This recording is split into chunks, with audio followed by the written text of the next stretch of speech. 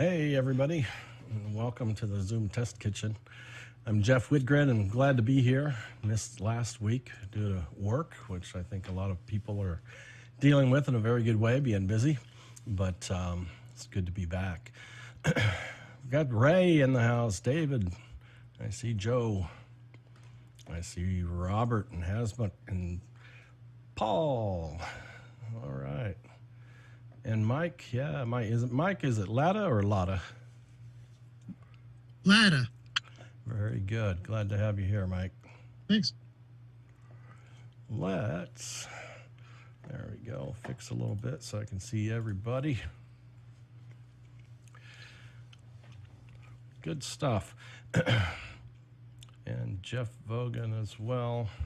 And Frank, got a few here, Ivan.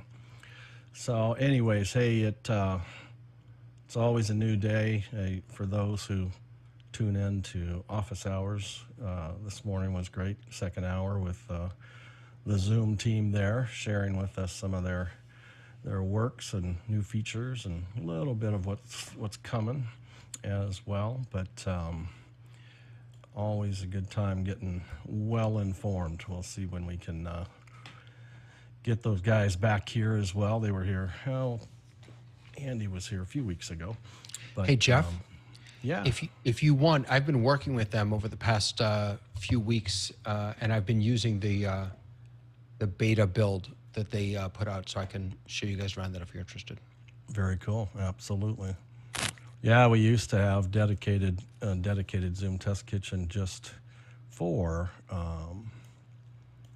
Zoom OSC, Zoom ISO, but now that we have just one dedicated day a week to Zoom, the opportunity to include Zoom OSC and Zoom ISO and so forth is super. So absolutely welcome, and we'll make some time for that. So, well, first things is who's got, it's an open dialogue here in the Zoom Test Kitchen as far as, sharing either new successes, new challenges, things like that. And anybody in particular have a new experience that you'd like to share with the group, or question, you can just kick it off and talk about something you'd like to figure out or gain some more information or knowledge from folks here in the kitchen. Oh, so quiet. The new feature list, we're kind of in that quiet moment. It was, I don't know, 2 or 3 weeks ago that I think on the 28th when they had a bit of a new feature release. So there's not a whole lot brand new as far as Zoom release goes, although they have little bug fix drops here. I think we're on, is it 5.11.4 is the latest version right now. But hey, so I just looked at chat. Jeff Vogan says he's got an issue he'd like some advice on. Jeff, platform's yours. Thank you. I use Zoom to teach workshops, and so I'm constantly flipping between shared presentations and pictures of, or video of myself so I can talk. So I purchased a Blackmagic ATEM Mini, ATEM Mini switcher. And the problem is that when I'm doing Zoom, because I don't have a business account, it is only giving me 720p, which is such poor resolution that the text is not legible. So 720, the text should be legible. It's not. I don't know what to tell you. It's not. What size font are you talking about? Even the large fonts themselves, or are they loaded with text on single slides? Or? Can I share the screen to show you? Absolutely. Yeah. Host is disabled sharing. Oh, hang on. Jeff you a quick co-host so you can share. There you go.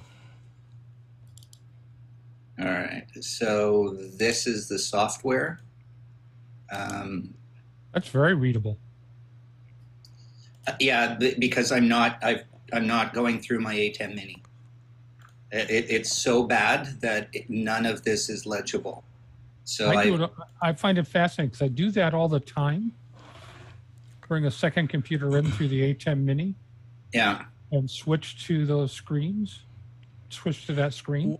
Well, and this is a very distant comparison right now as well, right? So yeah, I'm assuming with your ATEM, you're switching two different inputs, right? You're switching a camera from another output that's inputted into the ATEM from a second computer running PowerPoint or something like that, right? Yeah. Is that fair? Yeah. So those are both video sources.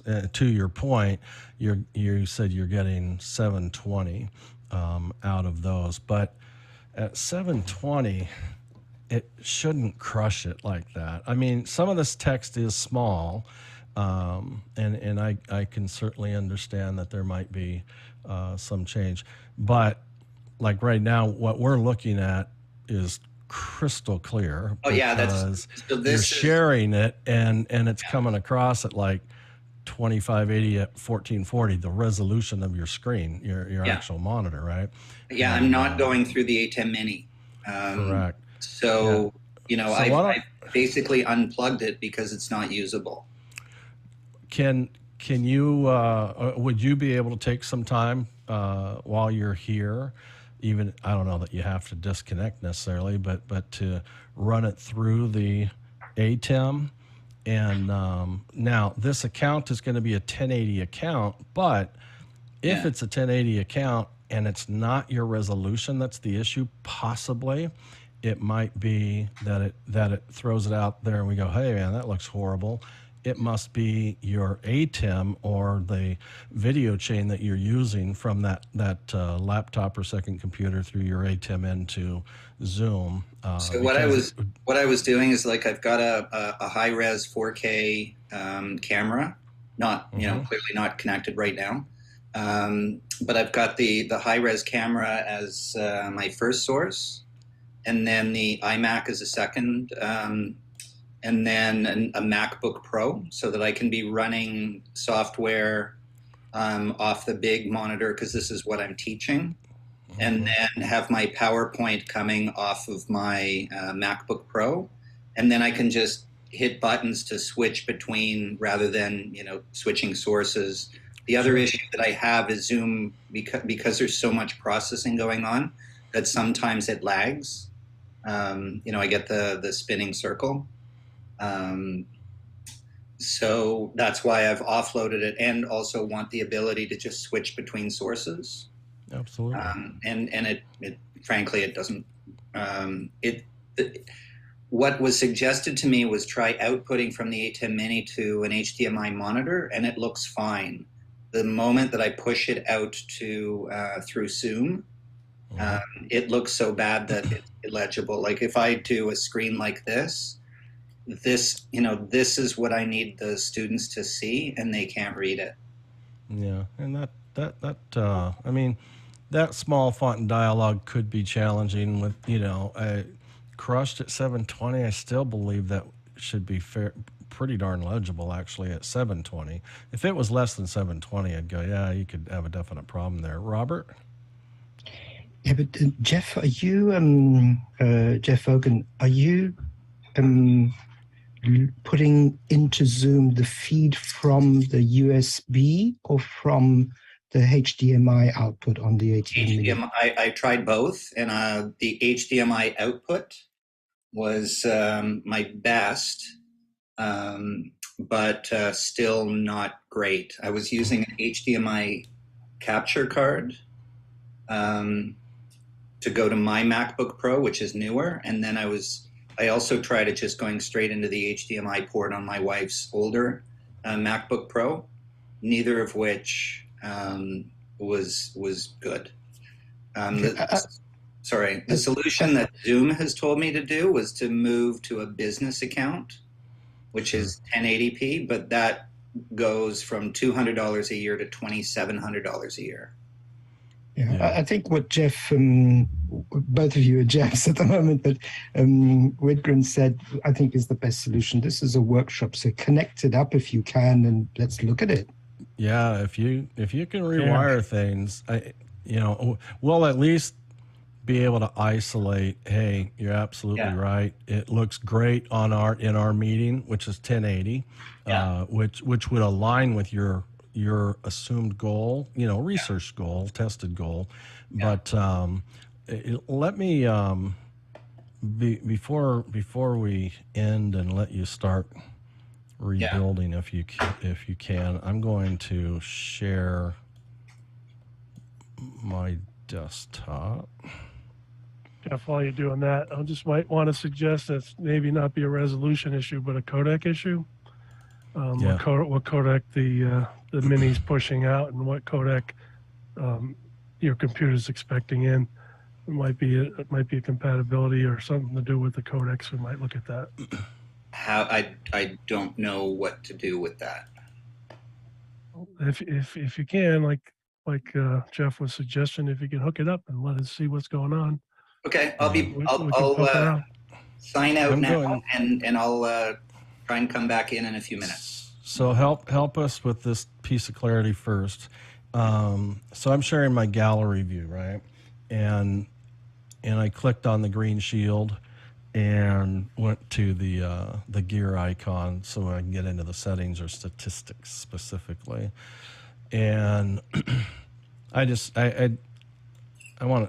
need to get an idea of how much troubleshooting and numbers has gone into it. So if you go into statistics and video, you can see what your camera, would be a virtual camera or a directly connected camera, is sending.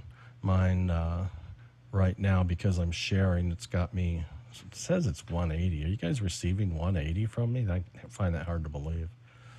Well, it usually drops it, but not usually that much. But here, let me stop my share and see if that bumps it back up. So it's 720 and 1080. So if I'm on screen sharing, to know, when it looks horrible, have you popped up statistics, Jeff? And what numbers did you see? Did you see, in fact, that the video was sending and receiving 720, but it still looked awful? Or I have not. I did not know to look at those statistics. All right. So we'll do that when you get reconnected the way you were. Okay. I'll is that try. A reasonable ask? Something you can? No, I will try. It may take a couple of minutes to reassemble. Sure. Because it kind of unplugged everything because it wasn't working. So as I said, Jeff, here's an example of what he says. What the other Jeff? Yeah. I don't know which one. Because I do the same thing. I do the exact same thing, and now I'm going to cut from my camera to the second computer, and it's showing a PowerPoint slide. That's excellent. And that's just a normal Pro account. Yeah. Running through an ATEM switch. Yeah. So I'll tell you. So you're sending, that's a virtual camera, Peter. I'm sending it through. It's going through. It's video, not a share, right? Right. It's a video, not a. It's video, not a share. It's the USB output. My statistics I have up on my screen right now. Now go ahead and talk, so I can guarantee it's your numbers. So it's my numbers, and I'm talking, and I'm just showing a slide from a deck I created for the Coast Guard. So my video receive while you're talking, because the statistics are voice activated, right? They're audibly activated. It says, hey, this is the active speaker. Here's the statistics for that active speaker. It's been 720 since you put it up there. And it's crystal clear. I have a 720 account. Yeah, but Peter, your font size on your PowerPoint is probably what, 40 and 36. Well, or something. it's actually down at the bottom. It's 14. Yeah, and it's not too bad. But Well, where I work, but we, if it's we in recommend, PowerPoint, let us see PowerPoint on the desktop and drop down a menu inside PowerPoint, and it'll be let's tiny. take a look. It'll be, Yeah, the System whole- fonts, but system that's fonts are to- going to be small. That's to my point. Is let's see how legible or not a small system there it font is. There it is, down to that. Mm-hmm. And then so there's tools.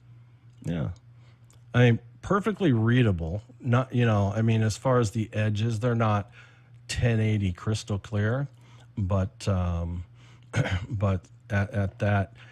So what's taking, Peter? What's taking your video send in this meeting down to 720? That's got to be coming from your end, and it doesn't have anything to do with your account. I feed it's just a normal USB out of the ATEM Mini. It's actually Mini Okay. Pro Extreme ISO, but they're all Sure. the same from that perspective, right? And then I have a 720p, so it's coming out of that at 1080p. But I have a Pro account, which they only will bump up to 720p. So somewhere Zoom is. But this meeting isn't your account. This Oh, that's meeting true. is my account at 1080.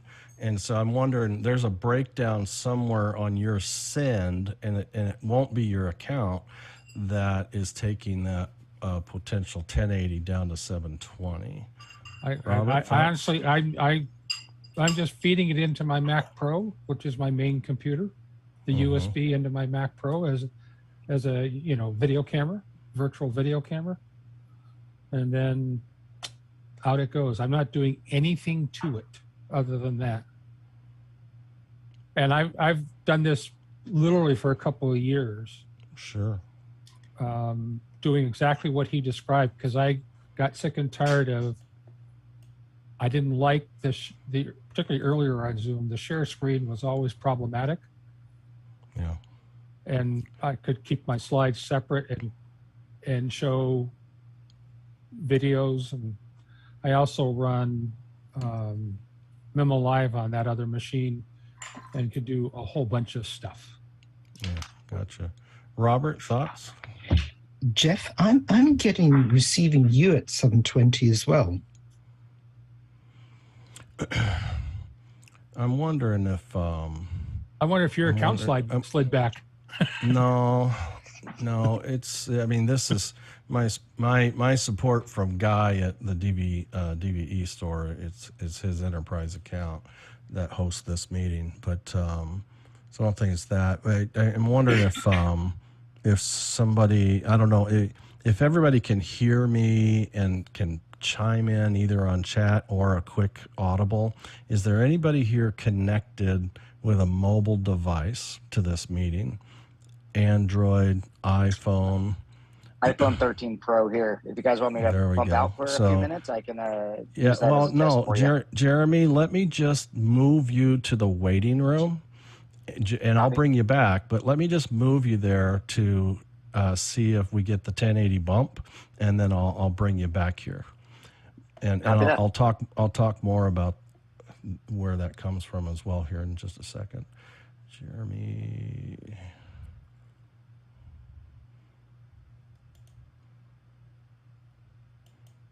Okay.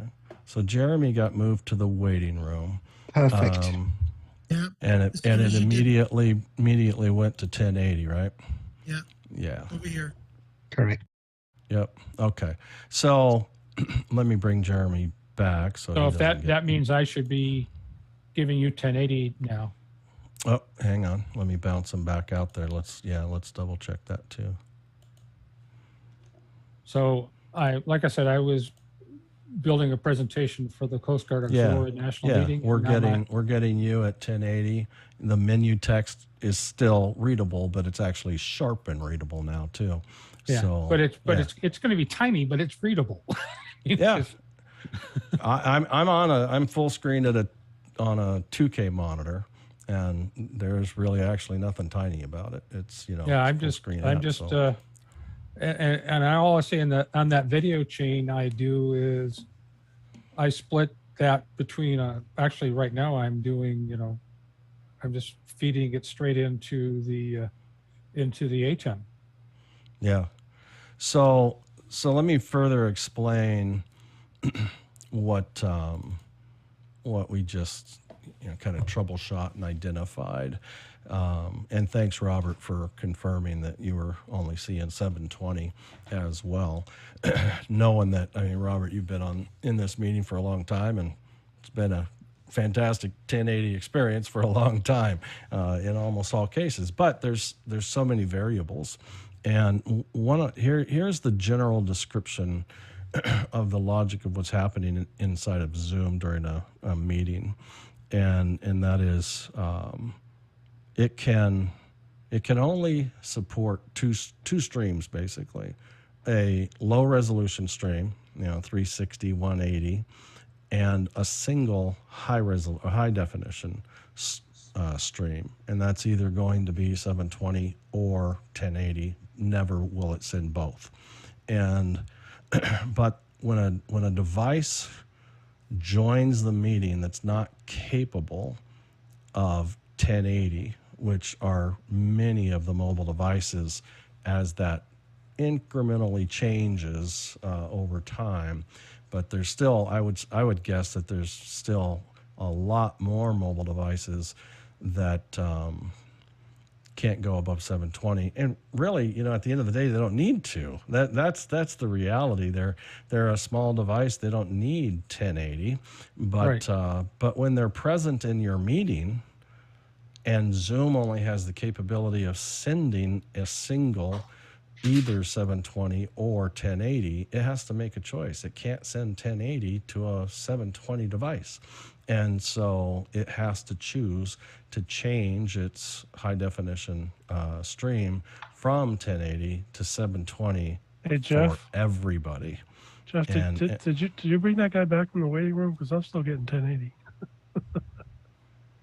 Jeremy's back. Yeah, Jeremy's back. Still getting 1080. Well, that's weird. Hey, Jeff, I'm loading in for a show, so feel free to move me about, or if you guys No. I'm glad you were here on a mobile device for this to bring up that particular topic. I'm not seeing 1080 now. I'm seeing 720, so I'm not quite sure what's going on there. But so a little bit of a newbie question. Where do I see that? I'm sorry, I'm not. I've been using Zoom for years now, but where do you see? Oh, the numbers. Yeah, so on the top, in your main Zoom window, on the top left corner, there's a green shield with a check mark in it. Oh, yeah, okay. Click on that. It pops up a little window. And then on the top right corner of that pop-up window, there's a gear icon. I never noticed that. Yeah, that brings up the settings dialog, which you can get to from the audio button or the video button or whatever, but it takes you directly to settings and the statistics tab down the left side. And so the statistics tab, if you've ever wondered, on the overall tab across the top, you ever wondered how much bandwidth Zoom is consuming? Yeah. It'll tell you right there how much it's sending out, how much it's receiving, wired and the whole bit, what version you're on. And then audio consumption as well, then video consumption, and then screen sharing resolution as well. So there's nothing under screen sharing because nobody's sharing at the moment. But under video, you'll see what you're sending out to Zoom, what it's receiving you at, and it will also tell you what you're receiving as well. So it makes it really, really clean, super informative, there's enough to learn these nitty-gritty little details. I mean, I don't even know that I can find a document for you necessarily that explains what I just explained on this, 720 limiting device, and it will decide that everybody has to be dropped to 720 instead of 1080. But I know it's real. I mean, the moment we moved Jeremy to the waiting room, just kind of took him out of the general session here, knowing that he was on that mobile device. it instantly popped us back up to 1080. And then the moment we brought them back, it's back down to 720. So it's very real. And we learned it from, I think I probably got the best clarity on that from Sam Kakaiko on the events team of Zoom. And he came and visited and gave us some good explanation. So, Webinar treats that a little differently. If you have a high definition enabled account for Webinar, there's an option in the Zoom portal to enable HD for the participants. So Webinar by default does not, even on, I had to keep backing up, even on a 1080 enabled webinar account, the attendees will receive 360 by default. And it's like, that's, to me, it's kind of wild, but the assumption behind webinar is that it's going to be a large gathering.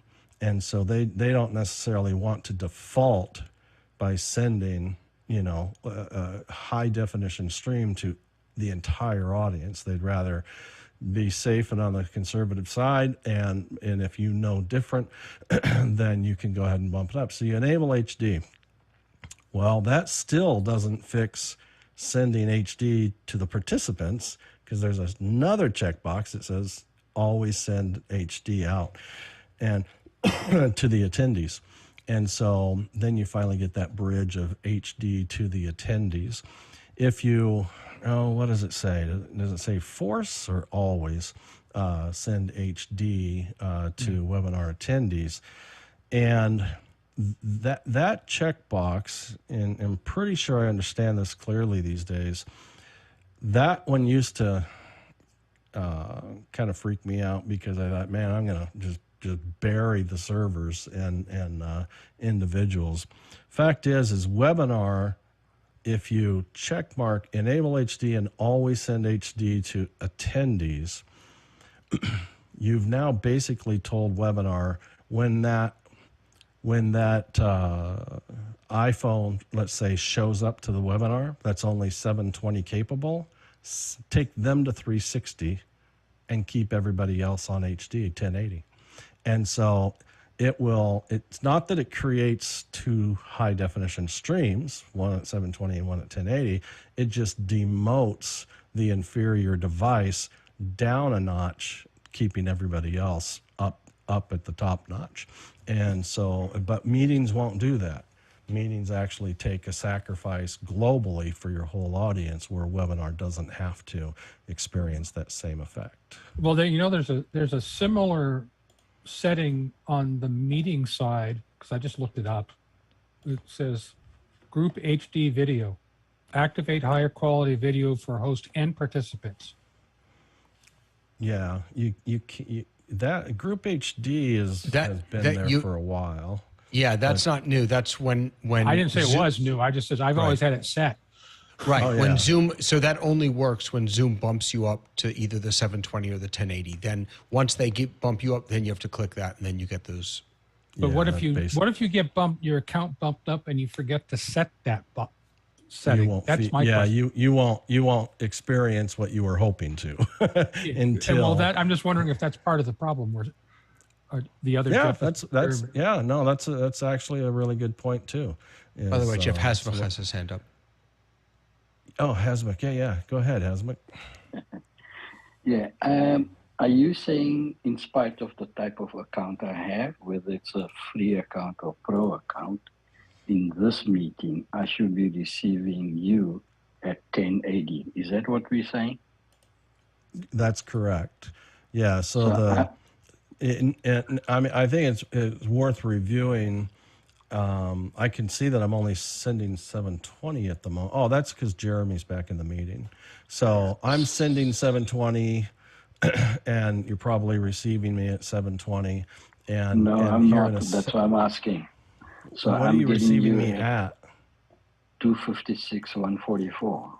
Okay, so let's talk about like as granularly as I can the entire chain, from your monitor all the way back here to my camera and everything in between. And there's some real specific areas that, at a high level, I have to be capable of sending 1080. And at the same, you have to be capable and have the presence, I'll say it that way, the presence to request that 1080 if the account can do it, right? Meaning on my end, my camera it's a Canon EOS R, nice lens, HDMI output, going into a capture card in my PC, Magewell, and coming into vMix. vMix is a 1080 profile, and I'm using the external feature of vMix to output virtually into my Zoom camera. So my whole chain is 1080 capable. Then the next piece is when I'm sending that 1080 signal, is the server receiving it that way, and will it keep it at 1080? And that's all about the license, right? How much is being paid and so forth. So that's the subscription and its highest level of capabilities, along with the settings in the meeting, right? The meeting that, you have the checkboxes checked for group HD and so forth. Sure. And then finally, let's say Hasbuck, it's just you and me in the meeting. Let's take away the number, because 2 people in a meeting does create different behavior than 3+. Group HD starts at 3 people and more, but I'm not talking about that threshold as much as it's just you and me. And I'm sending, my subscription keeps it at 1080. It's capable and willing to send you 1080. What would then stop it? And that's really all about your window size and potentially even your CPU and your computer's capability, your device's capability. So if it meets the hardware specifications, not a problem. Let's say you're fully capable with hardware and bandwidth and so forth, but the window is small on your computer that has my picture in it. You haven't created the demand to tell the Zoom server to send you a signal as high resolution as 1080. If you maximize that window and your monitor is large enough, then you've created the demand, and it will create the response, and you'll receive that 1080. Well, 2 things. I'm going to leave the meeting and join with my Pro account. The second thing is I pinned you, and when I pinned you, I jumped to 640 by 360. So as soon as I pinned you, and it's machine, full, I'm pinned and full screen. I'm as large as your monitor. When I go full screen, still 6. Oh, now I've gone to, okay. 1280, 720. That's what I've got now. There you go. So it's sending the amount of data to fill the window. I have to tell you that I actually, when I realized that going full screen was key to getting the best resolution, I now have 2 dedicated, small, but dedicated 4K monitors where I can just make both of my Zoom windows full screen. So that it's a little crazy that that's a requirement, but it is. Yeah, this is nuts. It's something I've learned today. But David, that's essentially what I'm doing, because when I'm presenting slides, I'm presenting full screen to the ATEM and then out through virtual camera. I mean, it's an argument for more monitors, right? Because you want to have Zoom full screen. You want to have your presentation full screen. I mean, that's why all of us. That's not enough for you? Right. Hey. don't play. No, but you're right. I mean, that's the argument for having more monitors, so that you can have all of these things full screen. And that doesn't show that doesn't show the other 2 in here. So I'm sharing, I have 3 2K monitors in front of me, to your point of, monitors to help you in situations for sure. So I made a wallpaper quite some time back that borders the different common resolutions.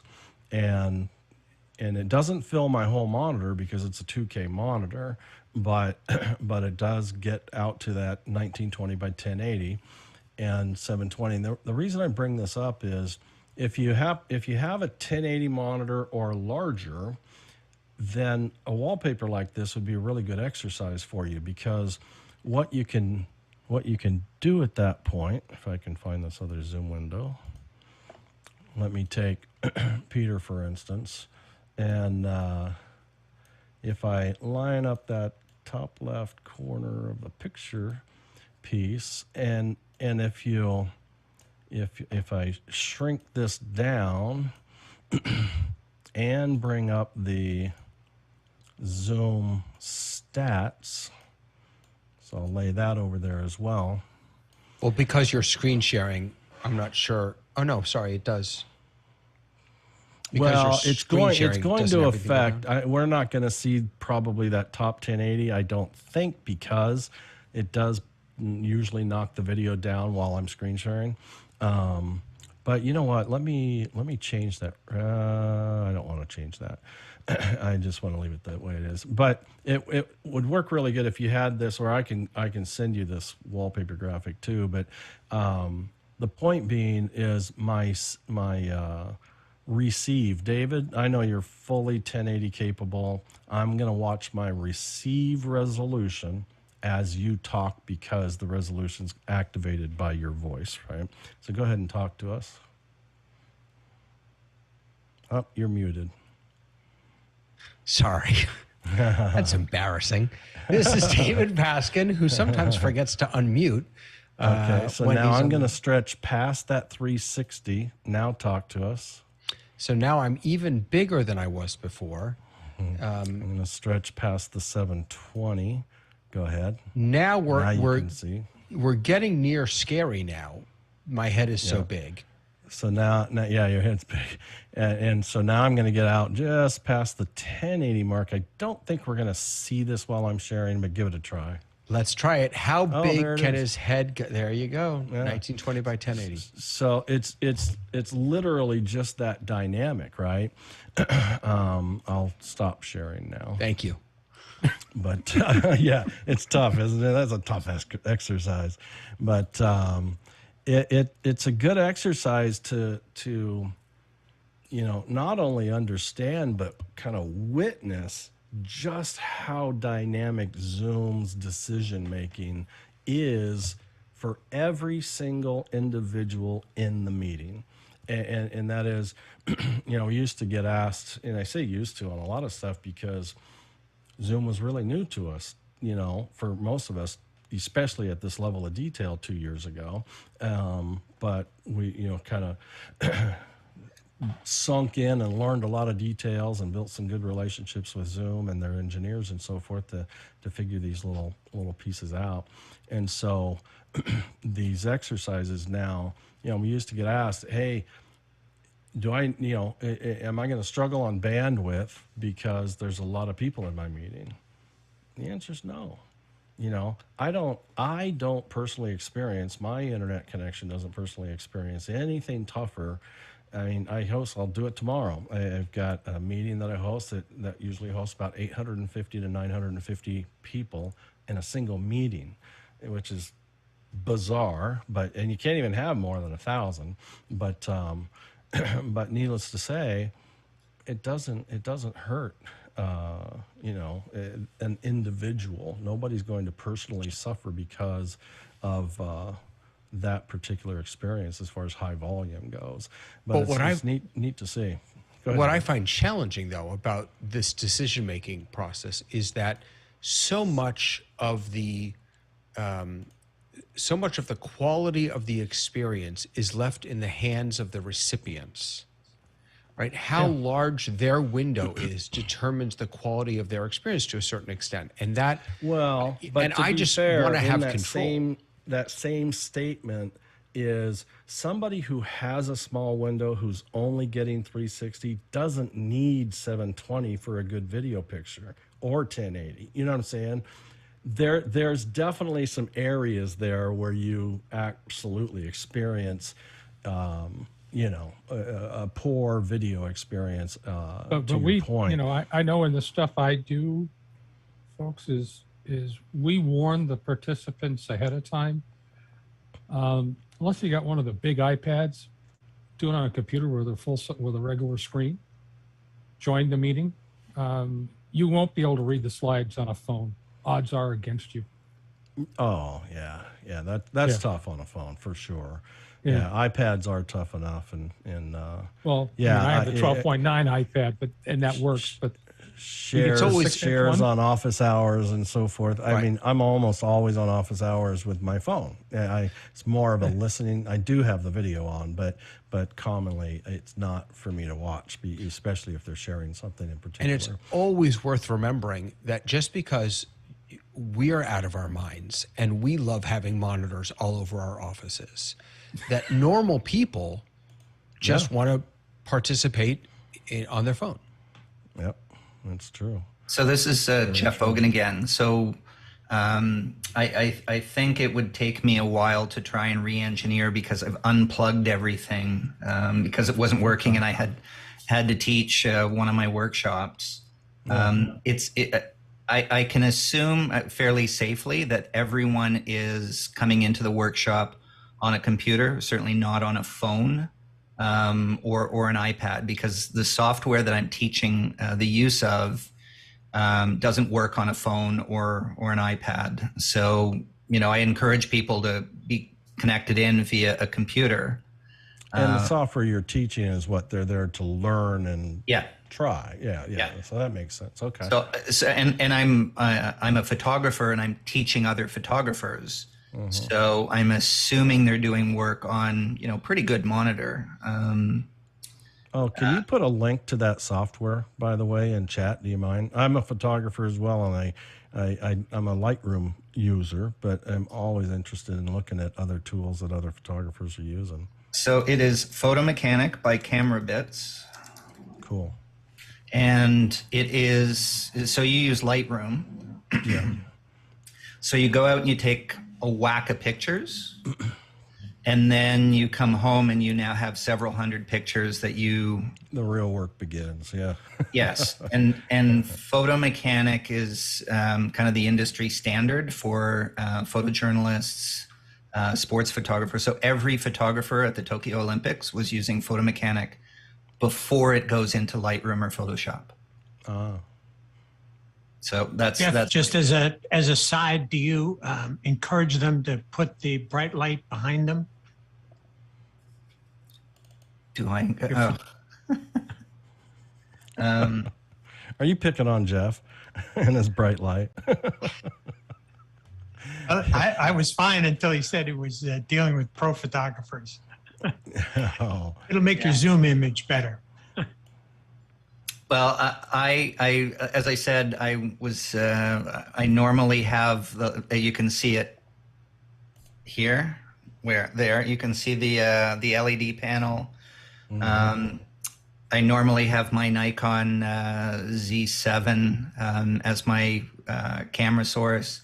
I also hook up a Nikon Z9 if I'm showing any, kind of controls on the camera, and then I've got a couple of my iMac.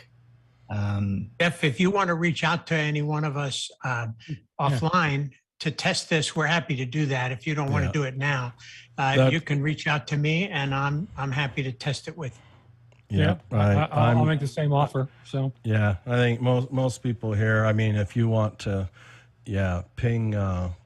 If you want to ping me, and I'll email everybody that here and raises their hand or whatnot. I'll just say, hey, in 30 minutes we're going to fire up a meeting for Jeff and help you out and show see the results and so forth. But it needs to be your meeting. It needs to be your account as well. And but I mean, a notch is that you saw 720, right? I mean, thank goodness Jeremy was in the meeting, and it's one of those things. It's like,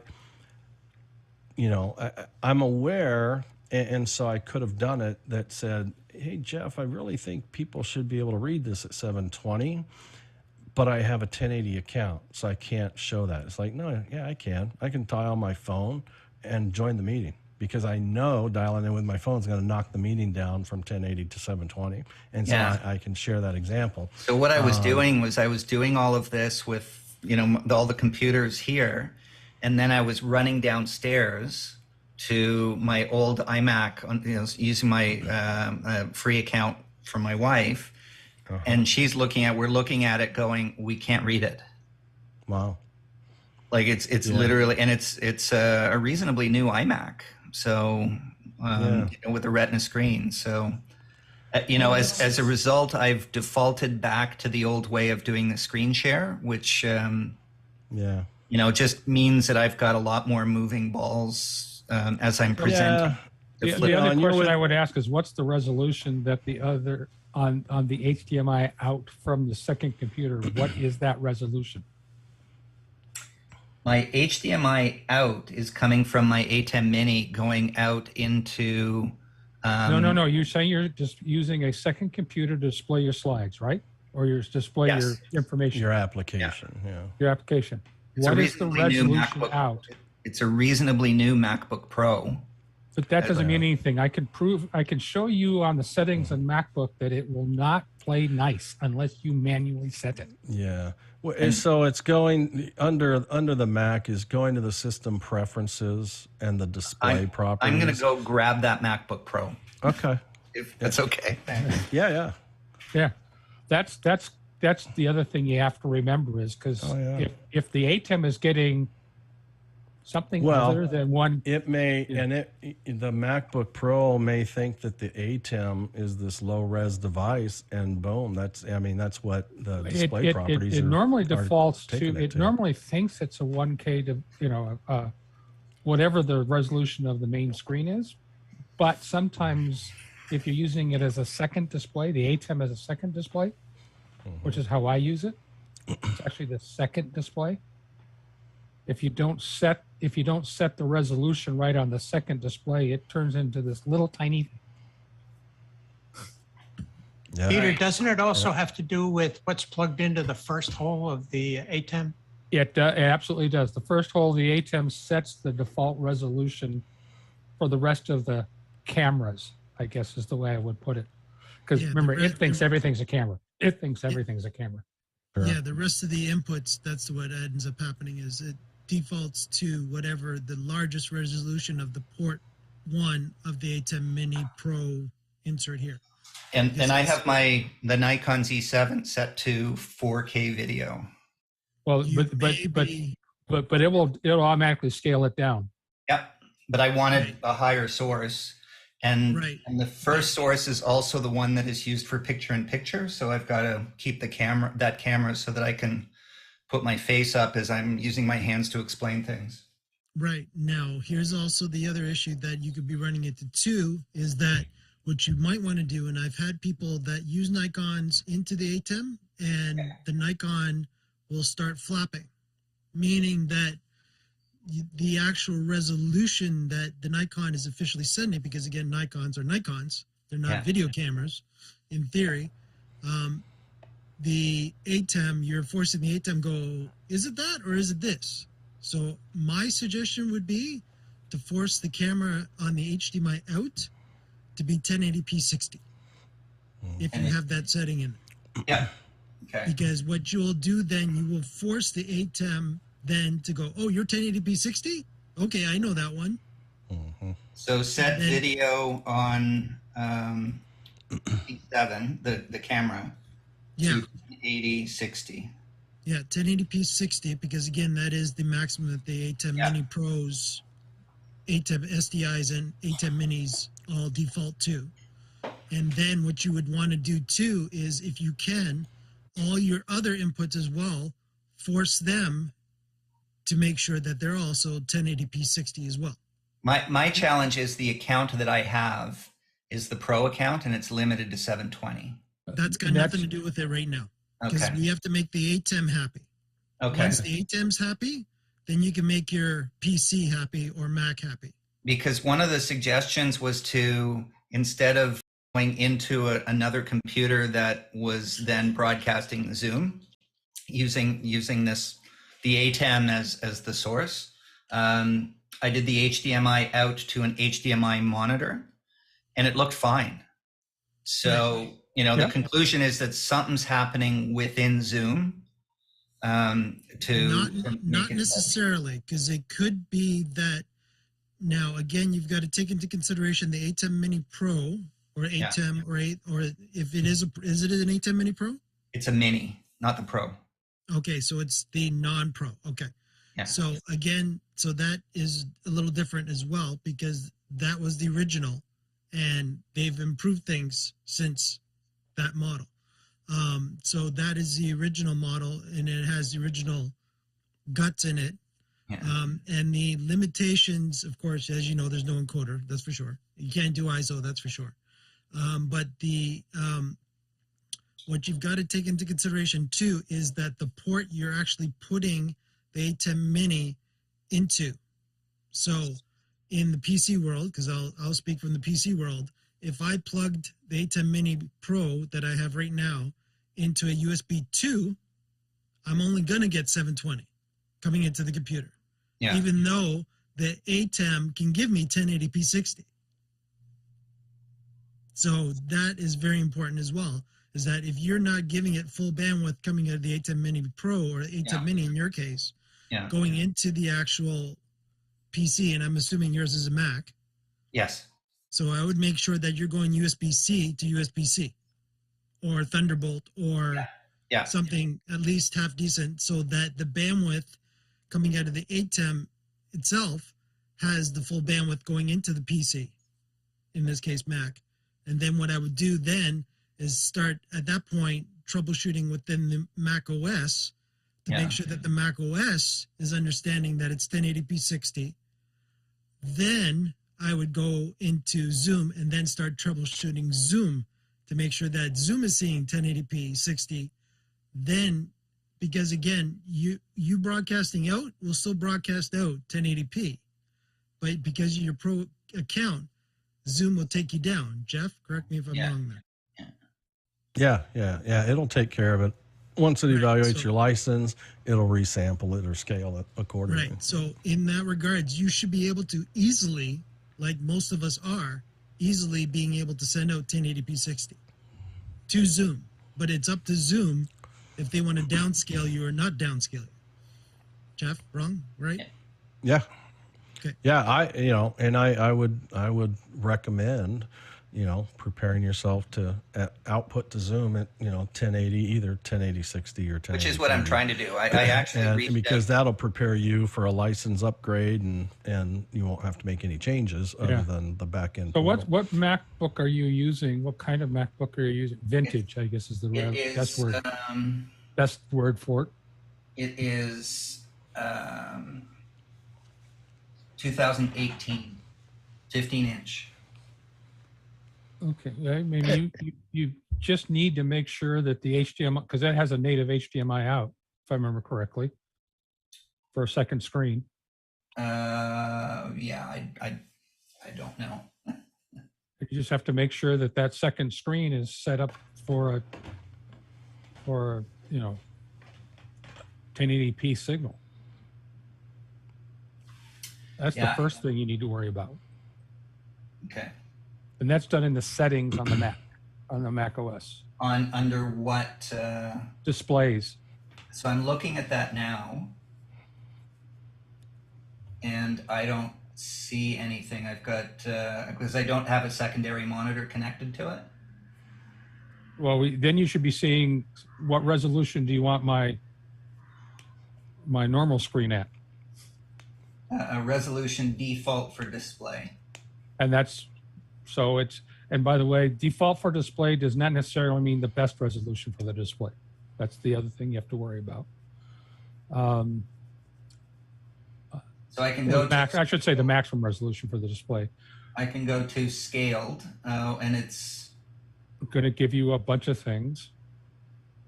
Yeah, so the default is showing me 1680 by 1050. Yeah, because that's the size. That's the normal size of that display. It's almost like what Jeff was trying to show earlier, when he was talking about the size of the Zoom window, the panel on your MacBook is not a true 1080p panel. It's not even a true 2K panel. But you know, on that. So there's not this quick assumption that computer is no good anymore because it doesn't get to the 1080 mark. But when you plug in an extended monitor, an external monitor to that laptop, and and it's just a cable that goes into the ATEM. Now the ATEM presents itself as a 1080 capable display device, right? As if you had a high-end monitor connected to that laptop. and so you want to make, now I'm guessing maybe if you've already done that, you had this external HDMI cable going out of your laptop into your ATEM, you may have been mirroring your laptop's screen to the external for the application that you're teaching. And if you did that, you're trying to force this desktop resolution to an ATEM that really wants that 1080 resolution to be sent to it. And so it's probably within itself going, okay, I don't understand this one. I know I'm a computer resolution, but I'm going to, then I'm going to try to morph it, which in the morphing of the screen resolution, it's going, okay, this is the best that I can do with what you're giving. Well, that's that difference between locking the ratio when you resize something and saying, no, I'm going to squeeze it this way, but leave the height the same. Now you've just totally screwed up all the anti-aliasing around your text, which would give a lot of answer to why you say this is unreadable, and it really should be readable. So and Jeff V, I'm going to do Jeff V as last name. So Jeff V, also another scenario too would be to, if you still run into many different issues, the first port on the 810 minis is a computer understanding resolution port. So worst comes to worst, don't put your Nikon in the first channel, but still set it to 1080p, hard code everything else still to 1080p if you can, but put the PC then into port 1. No, I had that originally, but then if I want to do picture-in-picture, so I'm showing the software, for example, and then I'm using my hands to describe, the image workflow goes from here to here, so I stay in the little picture-in-picture. That camera has to be input source 1. Yep. Or you can talk to David Paskin about Ecamm. Or if you're on a Mac, it's that software in between that lets you, intercept all your inputs, if you will, and then output. These bugs that are on my video, for instance, I'll turn them off, or just being able to, quickly, start and cut. And I can do the regular camera here without the bordering versus the one with the, video background. It's just having something in the middle to be able to mix and match and even make picture-in-picture more attractive than, just a box. And David, sorry, that was Ecamm? I do it with vMix. David Paskin is a Ecamm user and teacher, it's just really a matter of, I would say vMix is more, what would it be fair? vMix is much utilitarian. And much more production oriented, I would say. Yeah, production oriented, where Ecamm is a very user friendly type environment that I'd say the closest thing to vMix is love. And Ecamm is Mac and vMix is PC. That's the other big difference. That's true. Yeah, I'd say the closest thing to vMix on a Mac is I use Mimo Live. Does much of the same stuff. Okay, so I'm going to reconnect everything. What I was, the bulk of the work I want to do off the iMac. So I don't want Zoom kind of doing or using Zoom as on the iMac because it just gets a little too bogged down when I'm doing too many things. So that's why I was offloading it, and then I could use the ATEM to switch between sources. But I will reconnect it and try and reinvestigate because everyone tells me it should work. Yeah. I can't get it to work. You know, the Zoom people tell me, you know, pay $2,700. Yeah. But if you can't get it to work now, it wouldn't. If you would have joined this meeting today on that setup, we would have seen the same horrible output that you on our 1080 account that you see on the 720. Yeah, because it's not that. That's not the problem. So I'm trying to figure out what my what avenues to go down to try and troubleshoot this, because my last workshop I just went to this mode and my ATEM is unplugged. Yeah, I would. I'm putting my contact info in the chat. Whoever wants it can have it. Jeff at zoomtestkitchen.com and my phone. Feel free to reach out and peel out of here and or stay here. But I don't have anything scheduled after, and we never really schedule an end of the Zoom Test Kitchen, by the way. It's gone from, I think the shortest one we've ever done is like 1 hour and 45 minutes. The longest one that I'm aware of was 5 hours and 20 minutes. And it just it's just one of those things. It just depends on what's on everybody's minds and challenges and so forth. So anyways, and I think there are a lot of helpful souls here that be willing to, you can leave and come back, or you can stay here and then we can end the meeting, and then you can just ping us and we'll get a few of us back online with you as well. I would say when you do come back with us, I would also have a phone or a mobile device with a camera that can also join the Zoom meeting. Yeah. So that you can show us, occasionally what's connected where and so forth, and then eventually we'll drop that out so we get the the full experience. I'm reasonably new to the group, so this is my first join, and I appreciate the opportunity to dive into this. So thank you. How did you learn about the Zoom Test Kitchen? I'm just curious. As I struggled to get things to work, I checked Facebook for a Black Magic group and a Zoom group, not knowing where the issue was. Yeah, very cool. I'm going to ask one quick favor. I am going to share again, and then I'm going to show this. Readable. No, yeah, because I'm not using the ATEM, but this is what I shoot. So this is me. Cool. So this is the kind of stuff that I do. Nice, great work. So that's why. So these, some of my client list here. So I teach workflow to photographers.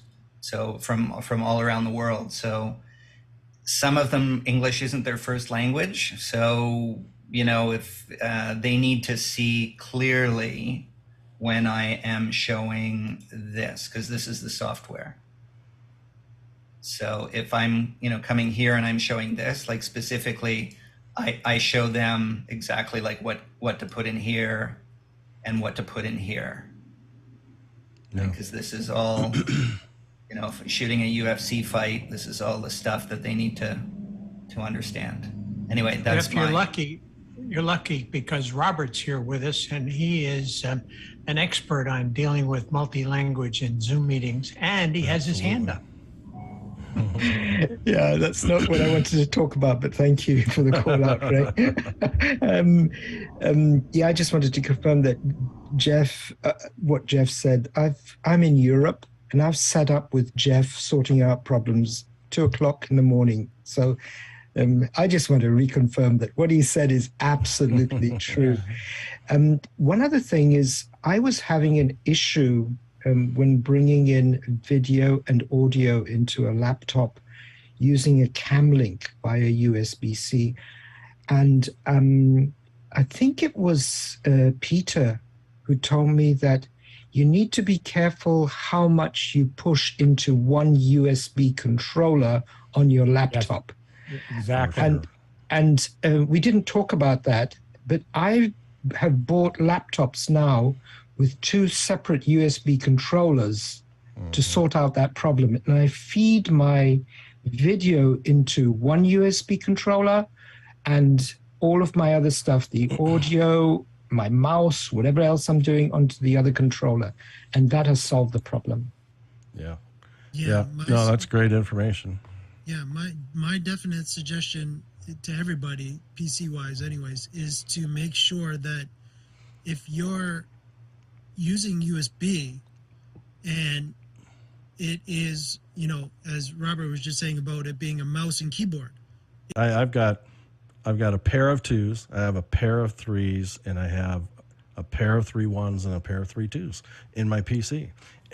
But externally, they don't say or indicate that at all. The 2.0s are black, but all the other ones are red. Often they're blue, but these are red. But you have to read the specs on a PC anyways, but you also have to read the specs on the Macs, because a USB-C is simply a connector. It has absolutely nothing to do until you read the specs of its capabilities, whether it's Thunderbolt 2 or Thunderbolt 3 or whatnot. And having 2 or 3 USB-Cs or USB ports doesn't at all mean that they're separate buses either. You know, they may be sharing the backplane behind it, or they may be separate. And so it's super important to know that. The good news there, Jeff, is it is at least, even going back as far as the 2015, they've been consistent in saying the USB ports on the right side are on the right side USB bus, and the USB ports on the left side are on the left bus. But that's about all. The rest of what you're saying is applied, because if you put everything in on the, just for convenience sake, you make the mistake of putting everything in on the left-hand side, well, you've just flooded your bus. Yeah, and definitely the other thing too that I would definitely say is that if you don't have to use a USB hub, external USB hub, don't. No. No. Yep. I use it for charging. Yeah. Charging other devices. I worked with this guy a couple years ago in Nashville on this all virtual event, and he had shown up with this, you know, pretty much brand, not like the day we showed up, but a few days before he had bought this brand new MacBook Pro.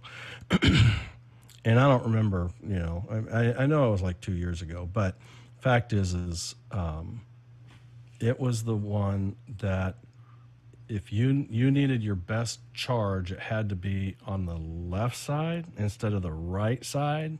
There was a definite left side or right side for charge. It's not that it wouldn't charge, but it wouldn't charge the same way. It wouldn't keep up with an active workload versus more of a trickle charge. Yeah, it was actually a design decision on where the power management bus was. Yeah. On the Mac. Yeah, it blew us away because we ran this event. It was a virtual trade show event for 2 days. And at the end of the second day, although we had started the second morning fresh and charged and all that and plugged in, but we had an external PCIe box, you know, Sonnet box and so forth. I mean, we loaded this thing up and it was running Wirecast, and which is a whole nightmare of its own. But needless to say, when we ended the event by the afternoon, that laptop plugged in, and we had made some adjustments throughout the day. It was at 3% and decreasing, you know, like, oh my gosh, I was freaking out because that event would have died, period. We had no other way to, you know, keep it alive. Yep. And so, wow, it was scary. But yeah. The good news is the latest MacBooks have completely separate power inputs if you want to use them. Oh. They will charge by USB, but they also have a separate charging port. The MagSafe 3, the MagSafe 3 port. Yeah, cool. Hazma. Yeah, I hate to say this, Hazma, but you look like you're lying in a hospital bed. Kind of does. I think it's his bed. He's on pillows and he's got a backboard there. I'm on vacation, so I'm glad I connected because I learned. He's also in South Africa. Yeah. So we have South Africa. We have Robert in Poland. We got the world with us today. So just some useless information for Jeff Rogan. I thought Photo Mechanic rang a bell. I checked my email archive. I used it in 2006, and I think I switched to Aperture after that. So useless information, but anyway. Yeah, I was an Aperture user, and I was sad to see it go. I had so much invested in it, and when they dropped that product, I cried, man. It was horrible, but it was, it was a consumer product. I'm glad I made the change, but nobody loves being forced, to have to make. I used Aperture when before. I literally switched the day that Apple announced that they were deprecating the product or discontinuing the product. I switched to Lightroom, and it's slow, but Photo Mechanic is not. It's not a replacement. It's actually not an editor. It is an organizer. It's a what they call a browser. So what I can do is, like I go and do a shoot, and what had me use it was my very first shoot. After I turned professional, we produced 85,000 images for Skate Canada, and I was under contract to rename every image to the skater in the picture. And that took me 3 weeks. So are you saying that it does, you can say, hey, this face, and it does facial recognition to the name that it renames? No, what I do is when I'm shooting a sport like swimming, where I'm shooting an individual, or figure skating, or where I'm shooting one at a time, I change folders in camera. There you go. So, John Smith is folder 101, Becky Jones is 102. And then when it ingests, Photo Mechanic does a lookup and says 101, that's Fred Smith. 102 is Becky Jones. So it's back to your work. It's a workflow conversation, if nothing else. Yeah. It's absolutely, my workshops are called Streamline Your Workflow with Photo Mechanic. Nice. So there are 6 Camera Bits ambassadors in the world, only one of which is a sports photographer. Funny, it's like the industry standard for sports photography. And I'm the one. So I do a lot of work with the folks at Camera Bits. And then I do a lot of teaching to photographers around the world. So what took me 3 weeks to rename those 85,000 images, I then introduced Photo Mechanic into my workflow. I did an event where we had 100,000 plus images, and that renaming and creating named folders and all of that was, the time was 0 because I completely automated the function. Wow. Nice. Where are you out of, Jeff? Now I'm teaching that, and I want to be able to flip between the PowerPoint and showing Lightroom, because that's part of the workflow. But Photo Mechanic is kind of inserted in between. So the Photo Mechanic takes the pictures off the card, puts them onto your computer. You then do all your culling, rating, cropping, metadata, etc., and take just the keepers into Lightroom. That's where it fits. I just followed you on LinkedIn. It's like you're Toronto, Canada? Yes. Ontario? Cool. Yeah. Very cool. Well, super glad you joined us. And, certainly don't be afraid to take us up on. Oh, I appreciate that. I've written down the names. Literally just kind of walking you through. I mean, I would say, if you feel like you're just reproducing what you had before and not making any headway or whatnot, I would say just, fire up a meeting, get it to a place to be on a meeting and let us walk you through and kind I of appreciate it. do I it appreciate right it. along the Sincerely way appreciate the versus offer. having to Thank you. unplug. So anyways, it's the kind of stuff we love to do for sure. So, well, very good. So we are, I'm going to try to hit this topic. We've had others join. Paul just came on camera and Angela's been off camera, but she's probably listening. She's here often enough. Ray Harris left. She hadn't been here for a while, but she used to be here a lot. She hadn't seen me since I shaved all the fur off. But anyways, I streamed. We have a YouTube channel, right? Zoom Test Kitchen, and a lot of the archives are there and reviewable and so forth.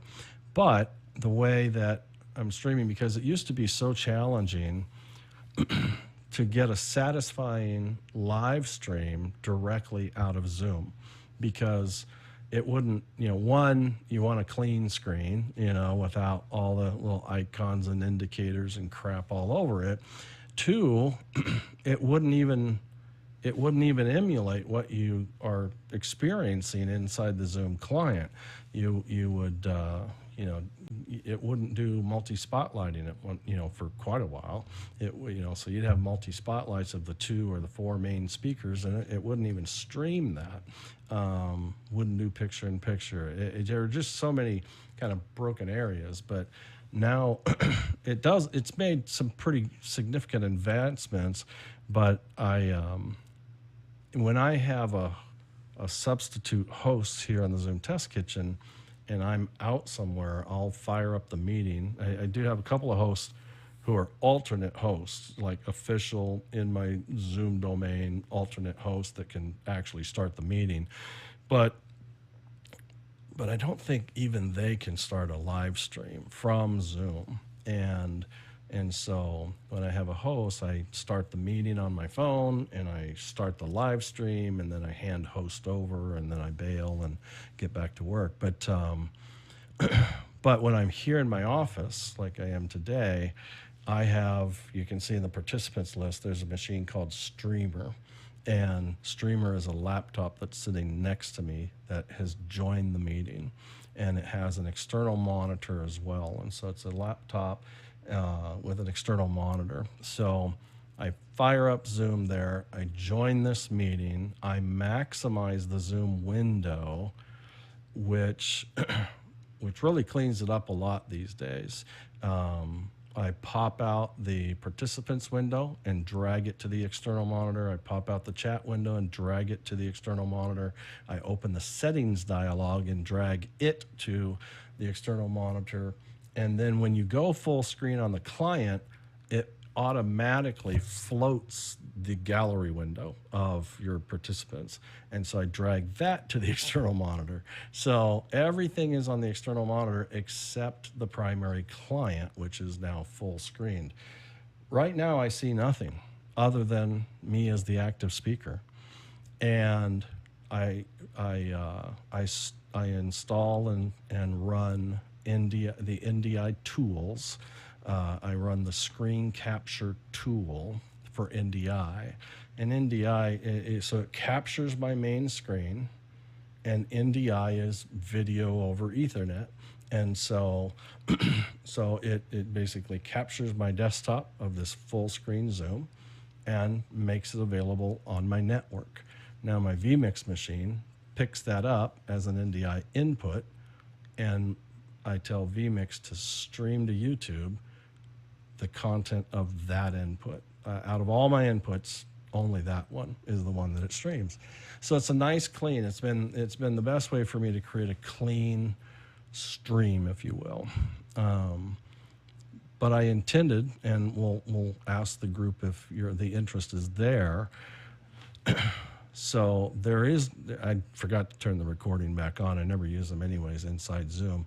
But so I have a perfectly clean output. If you were to go to the YouTube channel for the Zoom Test Kitchen and watch the stream right now, you'll see it's perfectly clean. There's no icons, there's no anything extra other than just the active speaker. Or if I were to take and spotlight myself and let's say Robert, I'll add a spotlight. Now I'm dual spotlit. I'm glancing over to the stream, and I can see that the stream now on YouTube has the dual spotlight. And so it's because this client is a real client in the meeting, and I'm capturing it and putting it through vMix to do that. And you could do that with an ATEM. I mean, you can do that hardware or software, but it's a super clean result. But the advancements, I just haven't revisited. I looked, and it looks like back in July last year was the last time in the Zoom test kitchen that we actually fired up a live stream from Zoom and watched that channel to see, okay, if we create spotlights, multi-spotlights, if we put it in focus mode now, because there's a lot of new features, right? Gallery mode, focus mode, immersive mode, all these different methods. How many of them actually make it to the stream via a Zoom direct live stream? And so that was what was on my mind today. But by kind of visual raise of hand, how many of you have interest of doing that? And the way I'm going to do this is I'll just fire up a stream from Zoom directly to my personal YouTube channel. I'll put that link in the chat so you can go monitor it. And it's nothing that's going to get broadcasted. I mean, it will kind of, but I have like one follower on my personal YouTube channel, so it's not too dangerous. But needless to say, if there's some interest here on seeing that, because there was always this, I mean, normally we got met with just disappointed participants of our stream looks horrible, And the other thing is what's the source of this live stream if Zoom is the one streaming it? I mean, it's a great question, because Zoom is not my computer, it's not Robert's computer, it's not anybody's computer, it's the server that's streaming something. Where is that something coming from? And the answer is the host, the current host. So if I'm the one if I created the meeting, so I'm the account owner and I'm the host, and I started the meeting and I started the stream, and I'll throw in there the record. So a record is very similar as a result as a stream is, although record, they give us a lot more options in the cloud. As far as the source, though, is because the source comes from the host. And so, if I fire everything up, and let's say it's a 4-hour conference and I'm there for the first 2 hours, but then I have to bail, so I hand host over. If the first and the second host aren't aware that the stream and the record are coming, the source is coming from the current host, even when it gets transferred, you can really screw things up, and because this first person who sat around for the first couple hours as an assistant, if you will, is now the primary host. They were, for the first 2 hours, maybe poking around, this and that, penning people, whatever they end up doing on their computer is now the source of the delivery. And I learned that one the hard way. Yeah. And so knowing what the rules are is really important. And, it can be super helpful. When you know what the rules are, it's like, well, then make another computer the host next to you. Make yourself on your other computer where you're like your management computer, make yourself a co-host on that one so you can still manage everything and you won't accidentally kind of mess up being the source of the, record and the live stream. So it's just good to know the rules on that. Anybody else have thoughts or experiences on that, suggestions, practices? Anybody interested in this stream? Who live streams from Zoom? Anybody? A couple of us raised our hand, put our agreement in the chat. So. Cool. Yeah, Robert, you have your hand up as well. Yeah, I do a lot of live streaming when I do the different language channels. So onto Facebook groups. So we'll be multi-streaming with different language channels onto Facebook, and do it in a sort of similar way to you do. The challenge, of course, is bandwidth, but that can be managed, and of course redundancy in case something drops. But we've mitigated on that, so that's okay. But very similar to what you do. Well, and your mention there, it says, it reminded me, before those hundreds of people show up for the meeting and you're setting up, if you want this kind of rollover redundancy that can be quite automated, it's super important that this machine, the primary host that will be responsible for the source of the stream, let's say, logs in first. This machine, that's the secondary, that's the one that's meant to become the host if this host dies, is the second computer, because when there's a disconnect, if computer one, host one dies unexpectedly, pull a cable, pull the power, whatever reason, it's an unexpected disconnect, Zoom will make the decision, and its decision is the first co-host that joined the meeting once the meeting started. Right. And so it's super important that you don't just randomly fire up 6 more machines. You very methodically pick that first rollover, maybe a second rollover, that knowing that if that first machine actually took a hit, how Zoom thinks and makes decisions on rolling over. So it gives you time to come back. But if that time expires when you got disconnected, to come back and still be host and retain everything, then it rolls over to that first signed on, logged in co-host, and it'll do that again and do that again. And if you don't have co-hosts, it'll do it to the first signed in participant as well. Now there wasn't a way to stop that before, although there is now, and because that was a problem. Yeah. Right. I mitigate that by setting up a second computer with a different email address as the alternative host. As the alternative, yeah. Because they'll beat a co-host that's not part of your domain. That's for sure. That's a great point.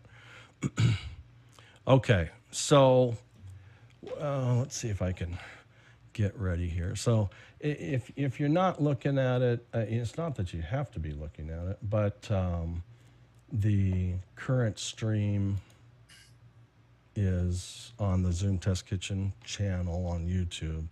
That's the one coming from the laptop to vMix out to the stream.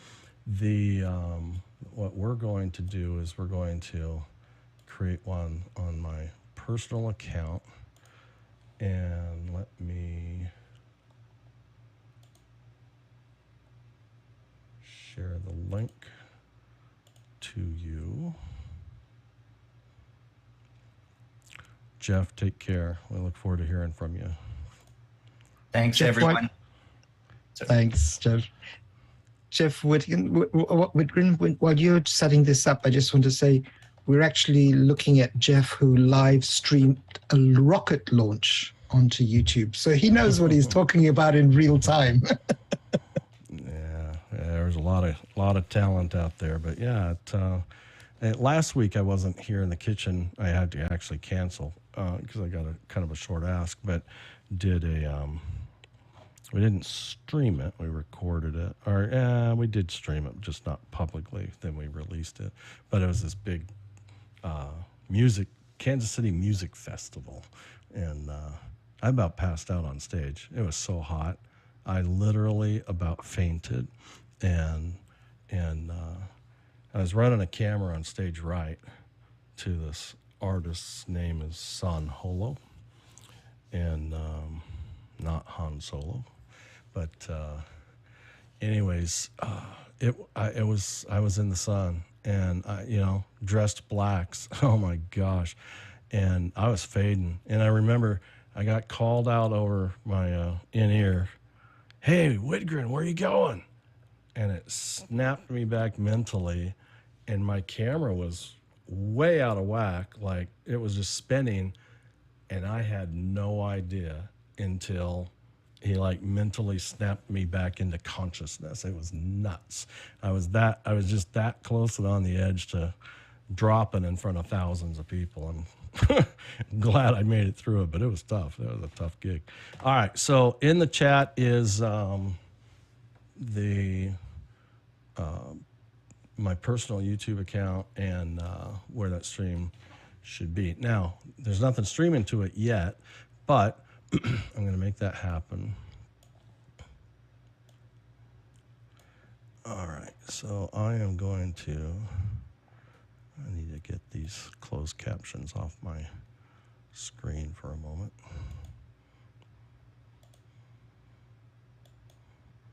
Okay, so I'm going to share my screen as I set this up for those who maybe haven't ever done this. And okay, so you got my gallery view. So in the back-end portal, I've enabled the ability to live stream to Facebook, YouTube, custom. I unchecked Twitter. I don't stream to Twitter hardly ever. I don't think I'd ever do it from Zoom directly. But needless to say, I'm going to say live stream on YouTube. And when I select that, it popped up, what account do you want to log in with? So I'll tell it that it's my account, let it know, yeah, I'm aware. That's fine, and I'll say continue. So then I can give it a little bit of data. I think what I called it out there, maybe I did. Oh, that's that one. This one, yeah, ZTK live stream test. So I'll match that. I don't have to, but ZTK live stream test.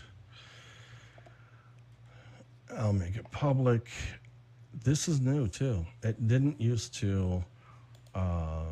If you streamed, that was one of the other reasons I didn't talk about.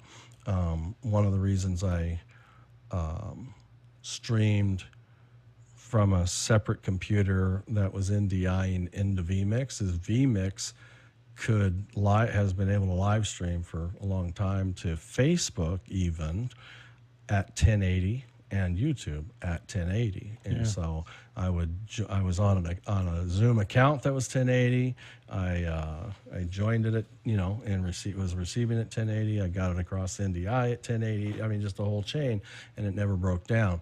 If I live stream direct from Zoom, it would only stream at 720 until lately. And this is a pretty new addition to be able to stream at 1080. So I'm going to say, go ahead, go live.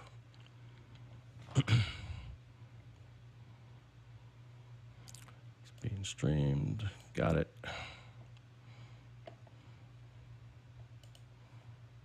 And Jeff, quick question for you. Yeah.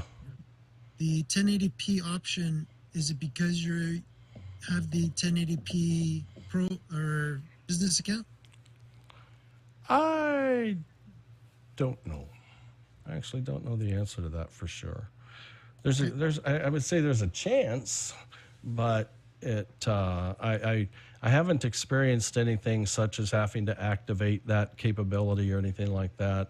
That has made me feel like it's hinged license-wise, but at the same time, I mean, it can't. I do feel like it can because the account can. I would be shocked if they would stream 1080 on a pro account at 720. So I would suspect it would stream 720 on a pro account at 720. But at the same time, I would have to confirm that for sure. I am not seeing that come up. You guys, I'm assuming you guys haven't seen that come up yet either, have you? Nope. It says, I on my screen, it actually says down here on the bottom, it says live, but in the link that you sent, my screen, it actually says, yeah, so the link that you sent is not the right link. Oh, really? So Okay. here's the right try. link. Let me try this again, too.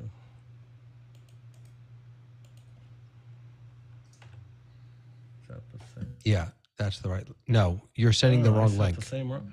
So I'm getting it right off of the. I'm taking it, telling you if I'm doing something wrong. So I'm on the YouTube stream recipient, if you will. I go to this share, and that's where I've always picked up the link before. Right now, Mike put a different link in there. That's the one that's working for me.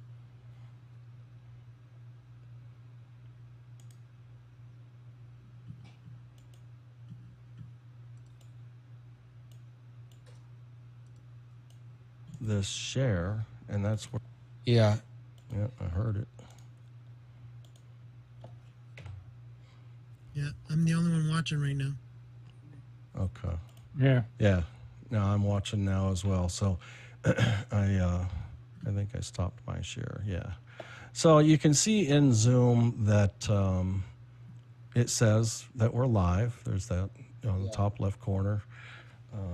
Should see that. Let me fix my other stream dialog pop up there. And yeah, I mean, it has a drop down there too. I didn't go there, but you can copy the streaming link there. You can stop the live stream, or you can just go to the view it, and it'll pop it up in a browser as well. So so right now, I mean, what do you notice? I mean, I think it's just worth just talking about what we're seeing. 'Cause in the Zoom client, I see we've got 3 rows high, 3 rows or 3 columns across, but then there's a 4th row with 1 video, right? So on my screen, it's Frank Haney is the bottom one. So I've got 9, 10 videos, participants that, looks like Paul's in the waiting room. How did that happen? Jeff, it almost looks like, from what I'm seeing, is the last 5 or 6 people that spoke is what I'm seeing on YouTube. So I think what we're seeing is, you know, we should see now. Paul just came back in the meeting and turned his video on. I think it shows active video, and now I saw one get added. But then I lost. So David, Jeff, Peter, Mike, Robert, John, that's 6, and Paul. Yeah, there we go. So now on the stream, I see all 7, and it's only active video. You know, like if you don't want to see participants who don't have their cameras on, you hide them, right? That's an option inside the Zoom client. The streaming automatically does that. You don't have to do anything to make that happen. and so it naturally defaults to that. And just start thinking things up. I mean, I don't have some lesson plan put together or anything like that. It's interesting though how long the delay is. That's what I've been trying to figure out. Yeah, it's really, that was like my live stream from my laptop to vMix to stream. It's not set on ultimate low latency. It's just set on low latency, and then there's normal for YouTube. So I'm just in the middle setting. There is no option to set that in, when you're streaming from Zoom. But yeah, the latency from a Zoom stream is pretty significant. Like I don't know if anybody has a sense of time. Here, somebody have a stopwatch? I'm going to do a visual signal. We can all do it. If someone has a stopwatch, takes me a second to get a stopwatch, but I should probably just see if I get my camera at it. Jeff, can you put a timer overlay on the vMix, or is it too much trouble right now? No, I can do that. Yeah, there you go. Robert's got it. Yeah, cool. All right, so let's let's just keep it running until we see Robert on the stream, and we'll compare the 2 times. I'm going to go full screen so I can see it easier. you're at 17. You're at 20. Oh, it's not start. Okay, there we go. Now it's started. So on the stream, you're at 5 and 27. That was my kind of just rough visual comparison. 5 seconds and 27 seconds in the Zoom. I'll do it one more time. Yeah, we're at 40 right now, and 18. Yeah, right now I'm seeing stats for nerds up, and I'm seeing live latency. I'm getting 23 seconds. Yeah, that's about right. It depends what right server now you're it's on. telling me that Zoom is doing normal latency. Yeah. Oh, and everybody's going to have, like, if we had a precise way to do this, everybody would come up with a different answer. Robert's in Poland. He's on a different server. Some of us are in the U.S. And so we're all going to have a little bit of a different experience. So I'm looking at John's clock now at 40. I missed you. He already took it off in the Zoom meeting. There's about 38. So about 38 seconds off. Wild. Yeah. And so you're West Coast, I'm Central. Pretty decent delay. And, I don't want to keep myself in the category of complaining about a delay. I mean, a delay is only noticeable when there's something to compare it to, right? I mean, we think live TV is live. We have no idea because we can't see the stage, Fact is a delay can produce a fantastic experience for the audience because no buffering and, jitter and all that jazz too. And so no delay from a single point of receipt, if you will, is one of those goals. It's like, why do you want that? Why? I mean, if I was trying to stream to an overflow room in my church, and they could hear the live audio but see the video, that could be a problem. And so I'd want like ultra low to see if it would even be achievable. But that's because there's this audible reference to this video they're watching that's being a stream. And so that's the only time it really matters. But let's test a few other things here. So right now we know active video are the only ones that naturally get streamed. So I'm going to spotlight myself. I'll spotlight Mike.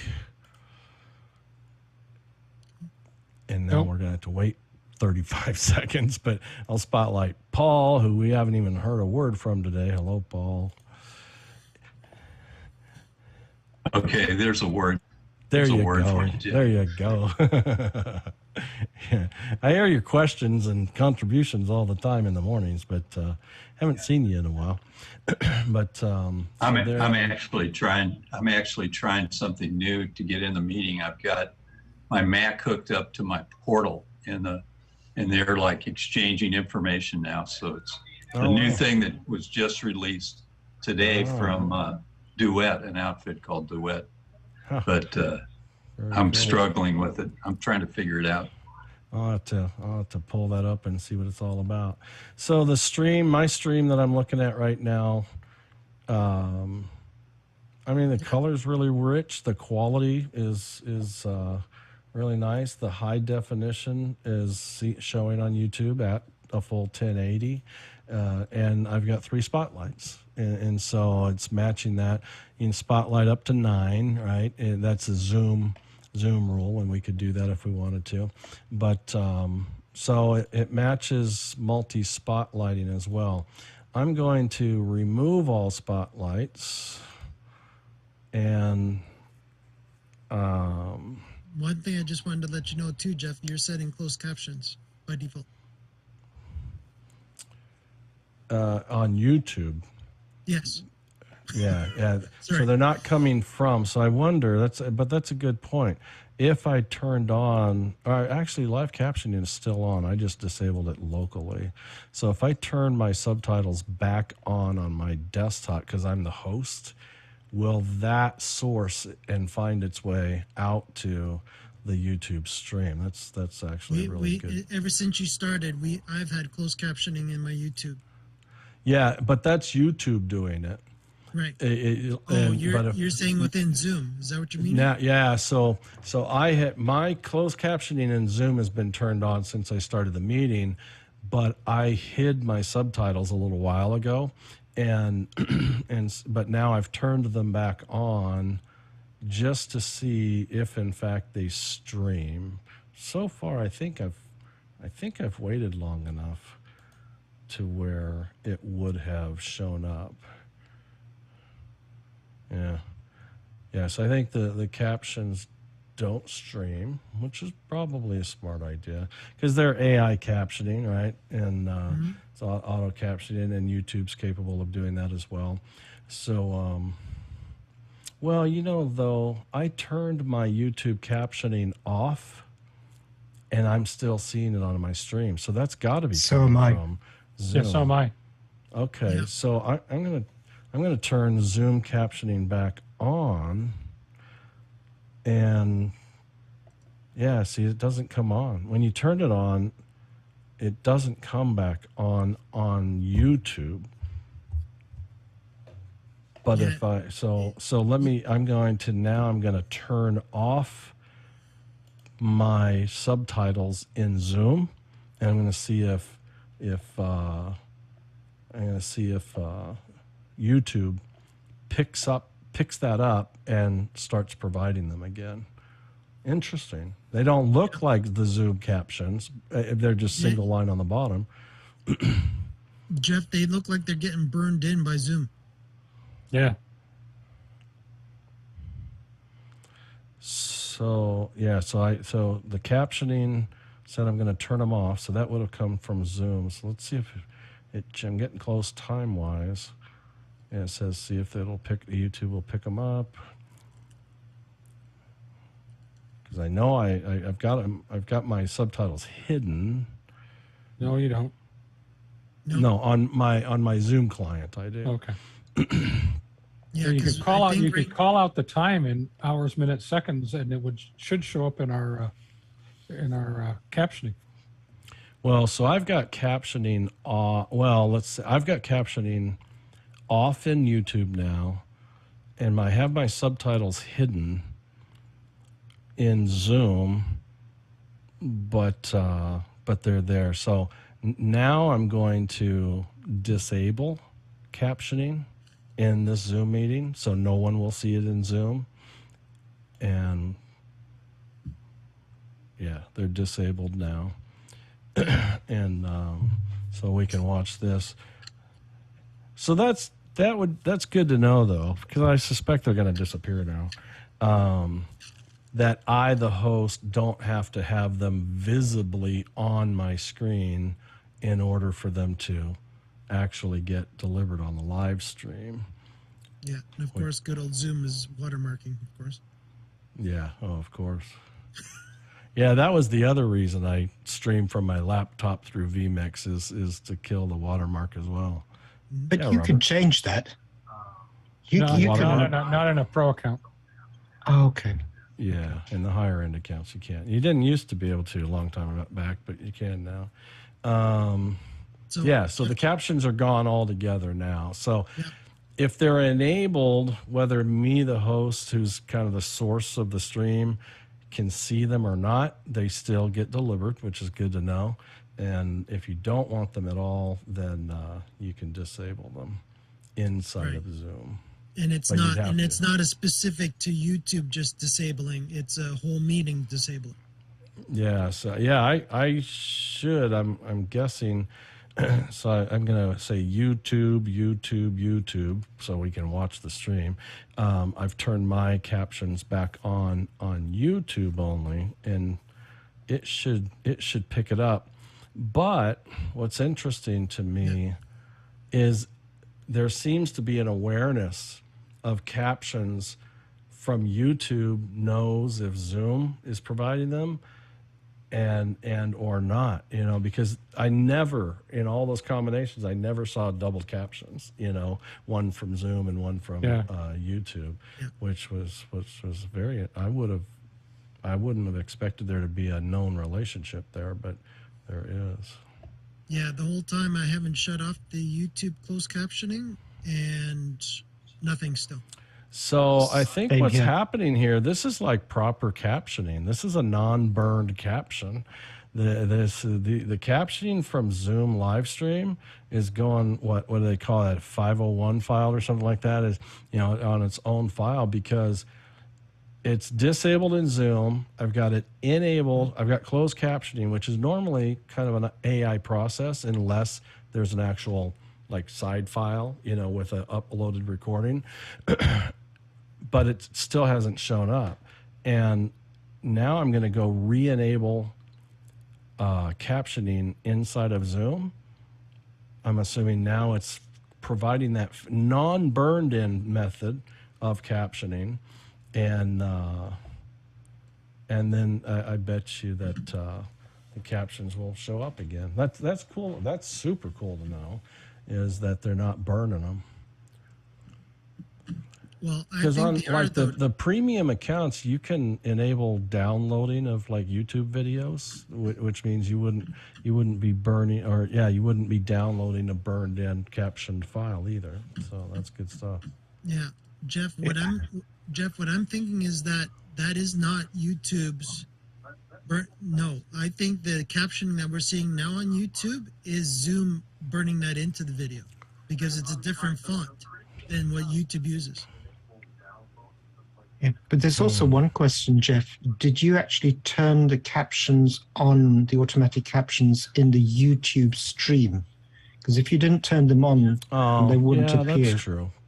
That's super fair. I probably did not. Yeah, as you're looking for that, Jeff, because what I'm noticing is that if you look at our names, the font that's used for our names is also the same font they're using for the closed captioning.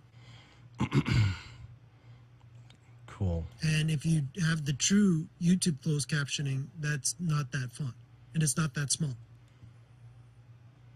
Let me go look at this setup.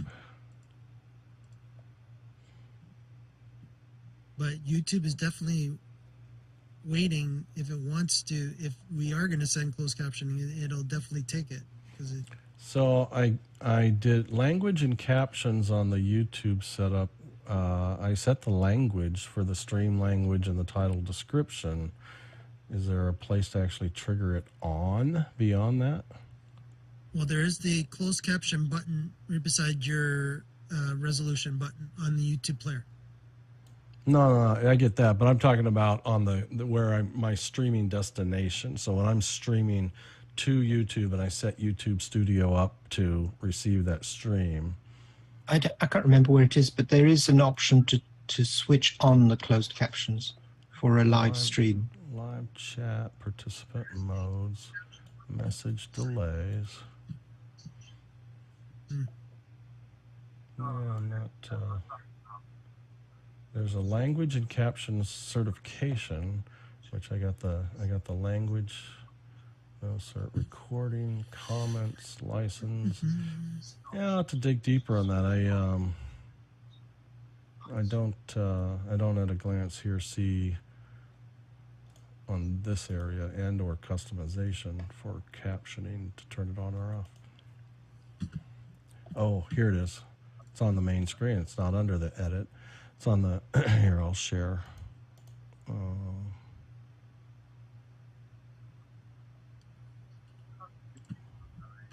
Gosh, I can't tell. My screen numbers don't match. That's the Zoom monitor.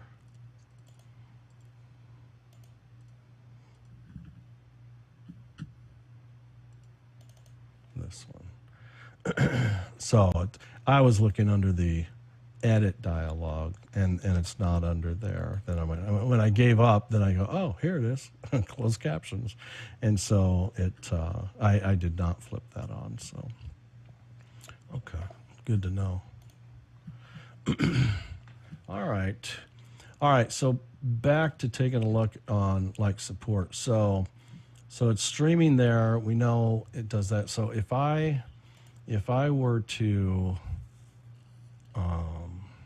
we got speaker gallery. Let's go to immersive. This was a nauseating experience months ago when we went into immersive view, but I have no idea if it, I know initially it definitely didn't stream. Let's pick, how many videos do we have on? We have 4 faces, 4 live, 5 live faces. Oh, the one that's up here has 5. Okay, so I'm going to choose that. I'm going to start. There we go. Here's the 5 faces in immersive view. I guess I should center myself in camera now. Yeah. Talk about the need for framing, right? Okay, good. I'm good. Literally, All right. literally, we're framing. Framing, definitely, for sure. Cool. All right, David. Now you're framed as well. You're in the frame. Hey, immersive view streamed. Yep. Wow, I'm impressed. And you get to see the closed captioning in the bottom part. Yeah, that's actually a pretty cool layout for that combination, huh? Interesting. Okay. I was not expecting that to stream, but they've got that added as well. That's awesome. Okay, so I'm going to go to speaker view, which will cause me to stop the immersive.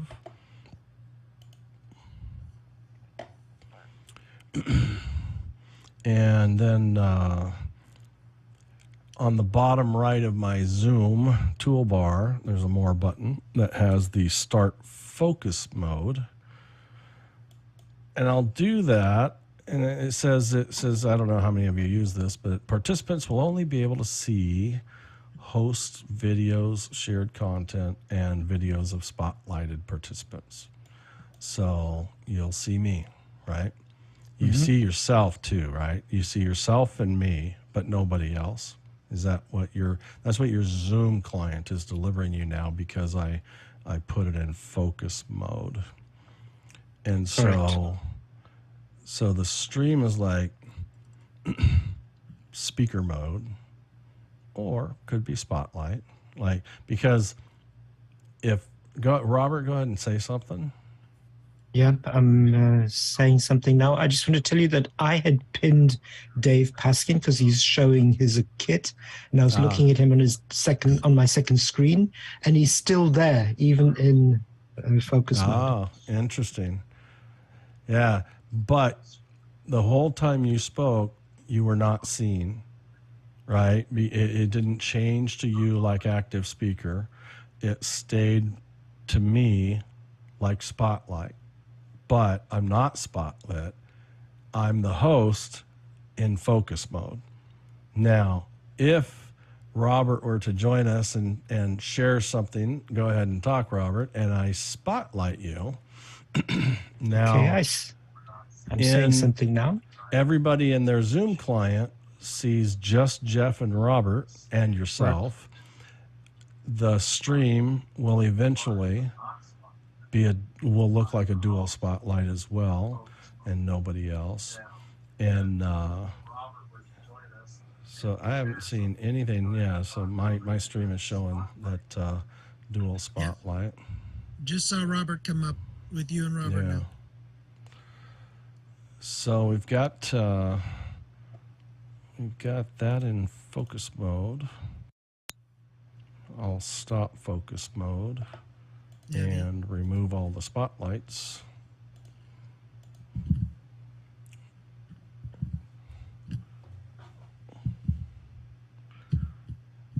All right, I lost some graphics. Oh, there they finally came back. Like the non-videoed people, when I turned off focus mode, went to their names only for several seconds until they finally reloaded their profiles. Okay. Same here.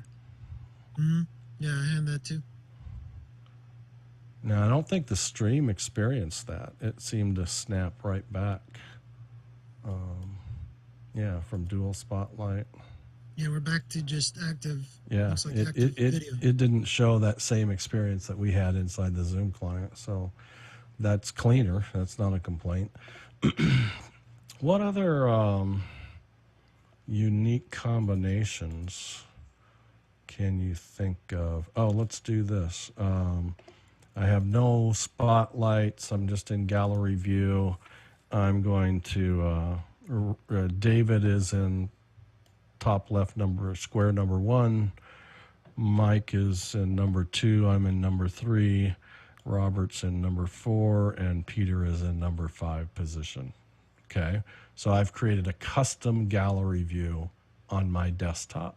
Which I'm going to screw up because I have to jump off, Jeff. I'm so sorry. Oh, are you? Oh, that's I apologize. All right. That's all right. Hey, thanks for coming, David. Have a good one. Talk soon. All right, so now my top left is Mike, then Jeff, then Robert, then Peter, as far as the videos that are on. And so I've created this custom gallery, but I haven't forced it out to everybody yet. So I can save this video order for later. I can load a video order that's already saved. I can select what's called follow hosts video order. Boom. Now you're seeing it too, right? And so that's in order. It's Mike, Jeff, Robert, and Peter. And so now everybody sees that as well. I can then release that, but I want to reshuffle it. While we're in a kind of my controlled gallery order, I'm going to drag and drop Robert to position number 1. So now it's Robert, Mike, Jeff, Peter. And let's see what the stream does with that. Yeah. So I saw that it changed for me at my end, for me at the top. Top right, yeah. Yeah, top left. And I'm on the stream. I haven't seen Robert move there he goes. to the top left. There he goes. Yep. So Robert, Mike, Jeff, and Peter. Robert, Mike, Jeff, and Peter. So yeah, it respects that. Didn't show the drag and drop, which I love. That I didn't get. It's not like a screen grab, but just a result. It's almost as if it waited for you to commit, Jeff, of some sort. Yeah. What's interesting. What's interesting is I'm still struggling from. I don't know. You and I are in the same time zone, Jeff, but I don't think that we're on the same server bank because my latency is about 90 seconds between. Really? Yeah. Yeah, I think mine's about 35 to 40, maybe somewhere in there. But yeah, that's a. Yeah, for me, I'm 25, coming from Toronto. Yeah, between the Zoom session and the YouTube session. That's what I'm now, if we were here, let's do this. This will be interesting. So I'm gonna share. Let me hide some subtitles. Let me share is this Zoom? Oh, okay. That was good. Oh, that's that screen. Okay, so let's do this. Let's put that YouTube. That's the blue one is my personal YouTube channel. That's the one coming from Zoom. The right one, can't really go full screen. I'll mess things up. Can't really make this kind of bigger. Yeah, unfortunately, I haven't had good time in that studio one either. It will go full screen, but that's about all. Yeah, but it'll do my whole full screen. It's like I don't want to do that. I want to compare. I could do top and bottom, I guess, on this. Let me try that real quick. Oh, that's full. No, it doesn't do the auto on the drop top and like it does left and right. Huh? Oh well, we'll just do this since it's a smaller window up there anyways. All right, so let me Yeah, so whatever you're doing is now on YouTube. Yeah, and that's okay. So here's my live client on the right side. The bottom one here is the one in the blue border is the delay from the Zoom direct live stream, and then the top one in red is the stream from my laptop, who's a participant in the meeting, to vMix to a live stream. That one's by far quite a bit ahead.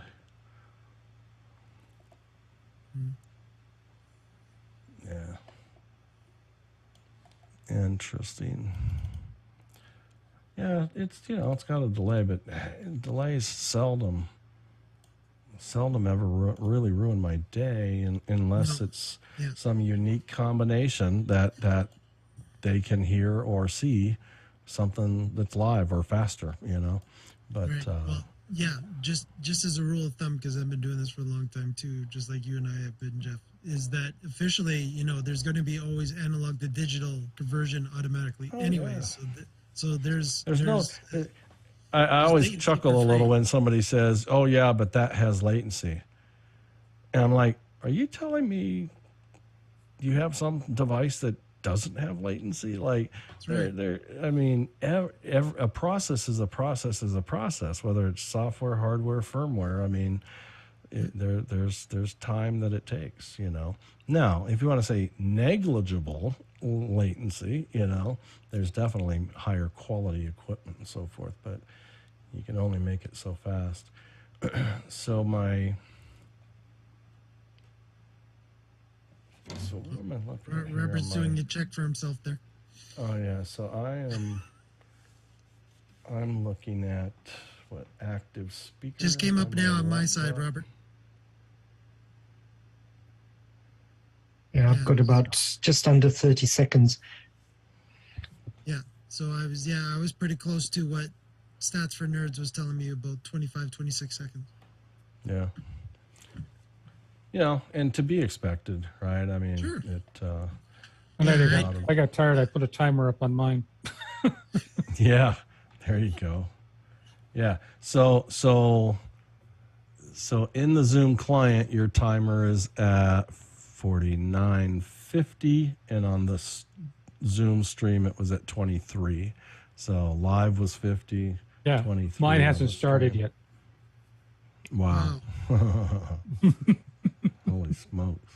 You might want to do did you do a refresh of the page, Peter, or no? Oh, I mean, people are talking and all that kind of stuff, so I'm assuming that I don't have to refresh the page. I mean, I could see everybody moving. It's just that far behind. What I'm saying I just got 5. I'm now at 7 seconds, 8 seconds. Wow. And so it's a significant delay. Refresh might tighten it up a little bit for you, but hard to call, Yeah, it depends on what server he's going to be kicked over. If he does do a refresh of the page, he might get kicked over to a different server, which might be closer.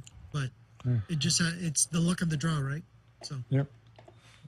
Again, this, and the other Jeff isn't here, but this would just annoy him even further, because this is just yet another computer going through the ATEM and is chroma keying it on top of the picture, right? Oh yeah. Yeah, there's so many choices, I mean, that's the thing over the last year or so. All these new features, that have been added for, and sometimes there's, they're like, they don't announce it necessarily, but it's obviously been added for education, or it's been added for producers, and when it's categorically kind of vertically added, they often become, kind of a bit overlapped, right? I mean, like, I can be in focus mode and you'd swear I was spotlighting, I mean, it's not exactly the same, but it's kind of the same. And, its focus mode was definitely added for education, so that you didn't have all the students, distracting the others and so forth, whether it was something intentional or, hey, they're gone, I mean, just distractions in many ways. But the other thing is I see, I saw a post on the Zoom community. This morning, I think David, I should have said this while David was still here. They've been sorting through contributors on the Zoom community, and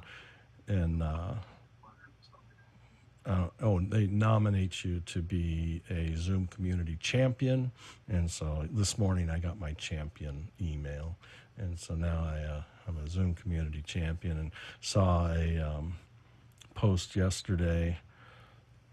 Somebody, oh, goodness sakes. Oh, they said So I love the ability to individually turn video off for people, you know, and it was something different than that because you can do that. It was something that you can't do, but but think about it this way: if you spotlight, or if you're not talking about managing the whole meeting, you just want for your own less distractions, pin. You know, I mean, you can pin up to 9 individuals, and it lets you almost totally ignore everybody else, right? I mean, you still see the strip, but if you go full screen and multi-pin and then move the floating window, which is the everybody else, move that down, or there's like 3 different display modes, 3 or 4.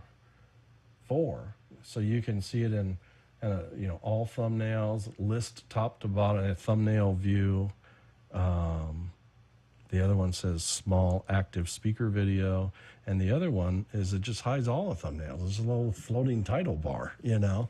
And so you pin who you want to see, and then create that floating window to become next to nothing.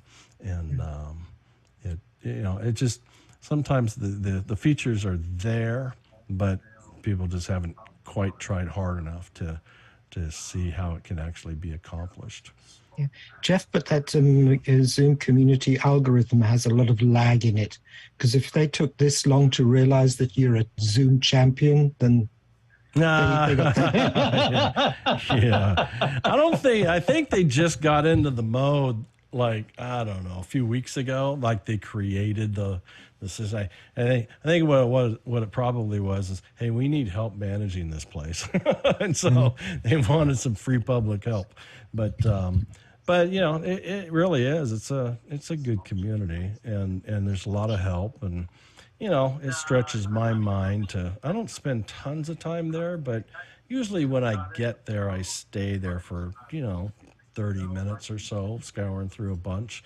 But I may get there 2 or 3 times a week tops, and try to answer questions. But it makes me really think things through. Sometimes I have to go look up stuff, and reference it. So I like not just, because we did it a lot earlier. It's like, well, I think Zoom thinks this way, therefore you should expect this. I'd rather find the documentation, make it official. But Jeff, can I just change the subject for 1 minute? Because this is something that happened to me this week. There was one of the speakers had a lot of issues, and the quality was dropping. And I asked him he had a blurred background, and I asked him to switch it off. And what I realized in playing with it, and you can do this now, each one of us can do it, that the blurred background actually puts on between 15 and 20% additional load onto your processor. It's quite amazing. Let's check it out. I'm going to pull up my stats and pull up my stat window to the first overall tab, right, for the CPU.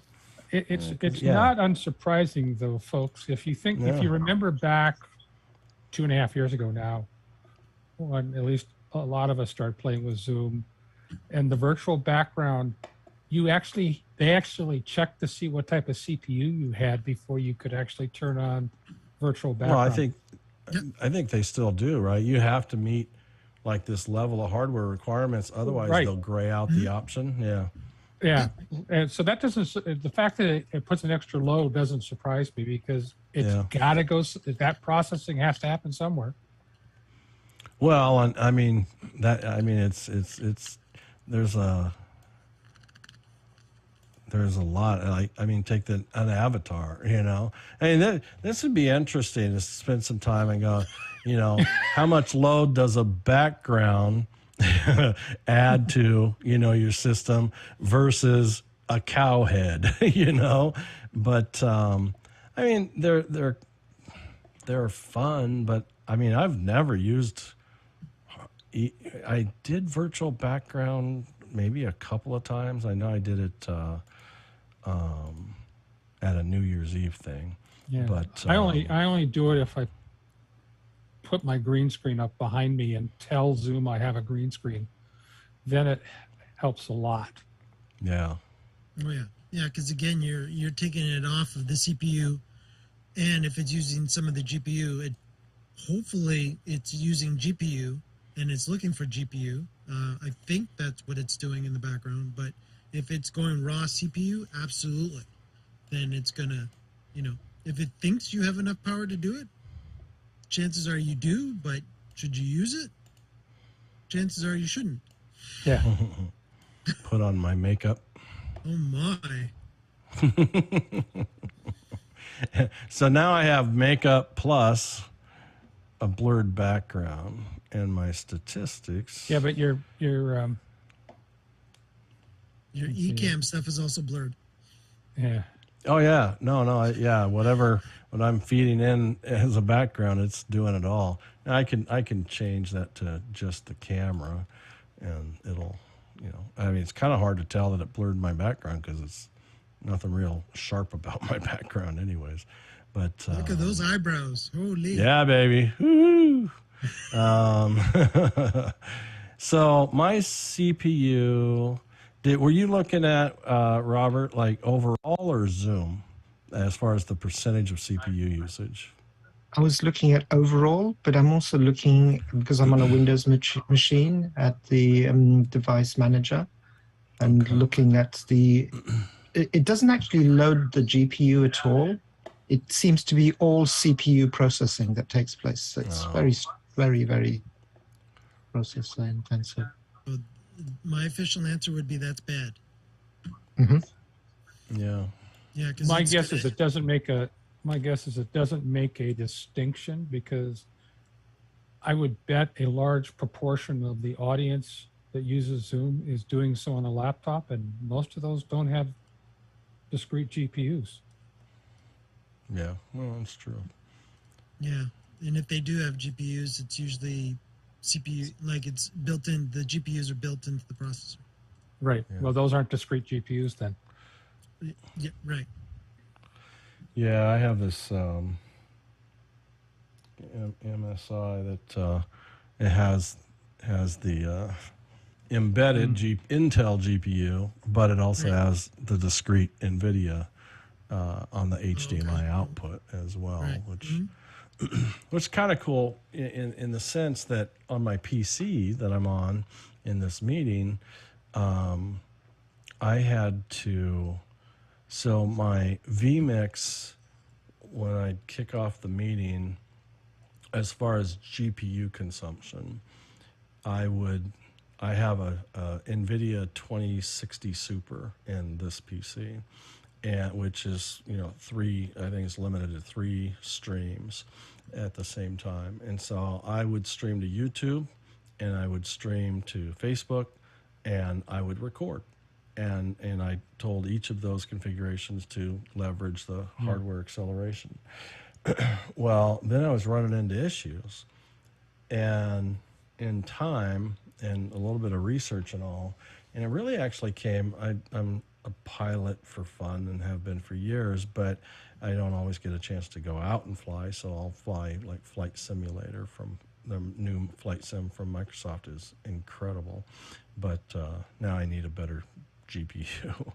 But in going through some of their optimizations, recommendations, not from Microsoft, but others, right, who really figure things out, I didn't realize, but hardware acceleration was being used by Chrome, Firefox, and Discord. And so I shut off hardware acceleration on those 3 apps that I commonly would have. Maybe they're not using it, but they're still maybe announcing themselves.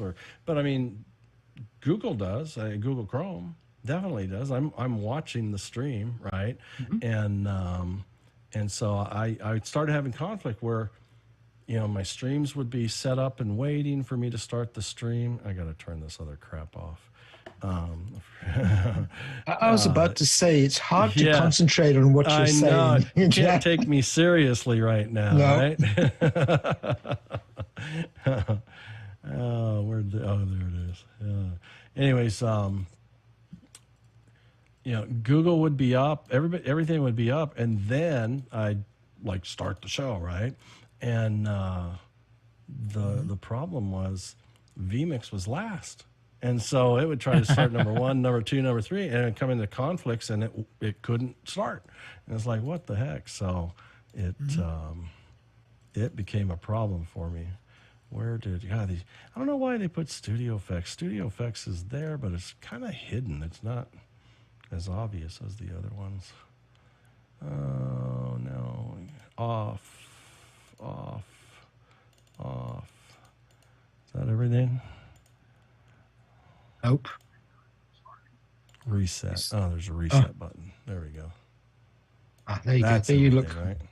You look much better, Jeff. Yeah. Not nearly. You look like the streamer picture now. Yeah. I'm looking at the stream right now, going, "Oh, that's hideous. That's horrible." Jeff, I need to run.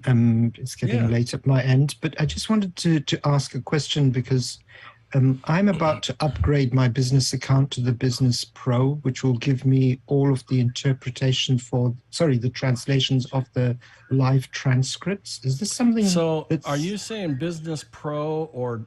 Because I think don't they call it like One Business or One Business? Sorry, One Business, right? Mm-hmm. What's the difference? Okay, I saw that the multi-language captioning requires that, but I had never really seen or understood the details of what's One Business or one enterprise. Well, from what I can understand, and I've been studying it quite a bit, is that the captioning with the translations into different languages is one of the options. Yeah. And the other option that they give you, they throw at you, whether you want it or not, is the telephone service. So you actually get a local number in several different countries that you can use for your telephone services.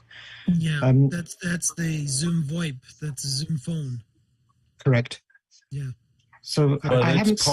They wrap it into the bundling. The one licensing. Yeah, but I'm getting it for the translation of the live transcripts, and because they're using Otter, and I've also got a subscription for Otter, and I've been using it. It is absolutely amazing. I mean, Otter is doing this transcription over here, but Otter, when you use it in its pure original version, identifies as the accent of the person who's speaking and works with the language according to the person's accent. So for a lot of people for whom English isn't the first language, it's just amazing. Well, and it when you're the host, it knows your locality, which translates to it knows your base language, right? I mean, like it knows me. I'm an English subscriber and host, I guess. And so here's all the other languages that, I could provide. And I mean, it's a flip of a switch for the host. You don't have to do anything beyond this subscription and turn it on. It's up to the user to select which language they want captioning in, right? Yeah. I mean, there's nothing more than that to configure. Robert, let me understand your walkthrough quickly before you have to disappear. Basically, the scenario is that you're broadcasting from Zoom or you're broadcasting from something else to the platforms. We're broadcasting from Otter, which is the source of the Zoom transcriptions, and into Zoom. And but Zoom is allowing us to do the translation of the transcript that it has into the other languages that it does the translation for. And we picked that up on other laptops and then streamed that out. Okay. Yeah, I don't know if I was clear on that. I know, I'm just trying to think if, now I'm assuming it's a half decent upgrade in price. It is about just under $300 more annually. But so 300 more to go from business to One Business? Correct. Oh, that's not bad. You're not currently using Zoom phones, right? Or are you, Robert? No, I'm not. It's amazing if you could integrate it, because literally at that point, my phone number is my Zoom number. I could be on my phone, be in a Zoom meeting, walk into the office, it transfers it to the computer, leave that and transfer back and forth. It's just so seamless that I can't realize how I survived before. Yeah, it's Zoom's VoIP service, which they do. They've basically taken the VoIP protocol and just that's what they're doing is they're allowing you to, if you have already a VoIP service of sorts at your office or home or whatever, allowing you to integrate with your system. Well, and the affordability is I mean, and when VMware came out, I was part of that whole data center consolidation move, and it was amazing. But that was a physical collapse, right? But as far as what Zoom has done with this, it's really a financial or cost collapse because Cisco did this. I mean, you could come in from your car and jump on your desk phone, and it all transfers and conference rooms and the whole bit, but you'd pay through the corporate nose, I mean, hundreds and hundreds of thousands of dollars for the tech, and now it's not even close to that. Plus, it's video and the whole bit on your mobile devices as well. Just to be fair, I've done the cost comparison of getting that Zoom phone add-on, just as an add-on. I don't want to go to the full one. I'm just doing it as an add-on because it is an add-on capability. And I looked at the billing that is still on top of that because you are billed still on top of that on your usage because it's not unlimited. So I think it's the per minute number. I think they're billing per minute is actually higher than I can get it locally here in Toronto. So it's not worth us going up to that next level. And of course, the other thing you'll see is in the corporate world, the competition is Teams because Teams has VoIP capabilities as well. It has for a while. Yeah, they I took mean, it the place where I worked, literally, I could be on a Teams call. Somebody could call me on my Teams number, and walk into my home office here, and transfer it to my laptop or my desktop computer, and start a video call right there. I mean, that's something the corporate clients want. To be honest with you, is that level of integration. Yeah, we've looked at it. Again, we are corporate. So, we've looked into it and no, it's still cheaper for me to get a VoIP system in the cloud and for me to get my own DIDs and all that fun stuff. Yeah. Sorry, I just wanted to I know this is important, but if I could just go back, my question was, because I'm working on the transcription part of Zoom at the moment, and I can tell you that before, when we used other systems, we would get about 90% accuracy. We're getting up to 96, 97% accuracy now. That's great. It's amazing. It's absolutely amazing. So the question is once I've got it up, do you want to set a session just where we look at that? Is that interesting enough for a wider group of people? Before the kitchen started today, I dug into the portal again just to see if the options would be there, and it's not. And I've verified, in fact, that we don't have. The guy doesn't have the one bundle, and so with that, but yeah, my desire to actually, display and show off and test, that multi-language captioning, it's fascinating. I mean, truly fascinating. Now, does it do it two-way? So you speak your native language, I speak my native language, and we're on a Zoom call. Does it translate to English for me and to Polish for you? I speak English, you see it in Polish, you speak Polish, and I see it in English, all in the same meeting live? That's the idea, that you select the language of the transcription that you want to read. So me, the host, does it assume my base language, I wonder? Because I think about language translation. I think I can be in the base language, but there's certain times I actually have to switch it to English to be able to hear something back in from that translator. But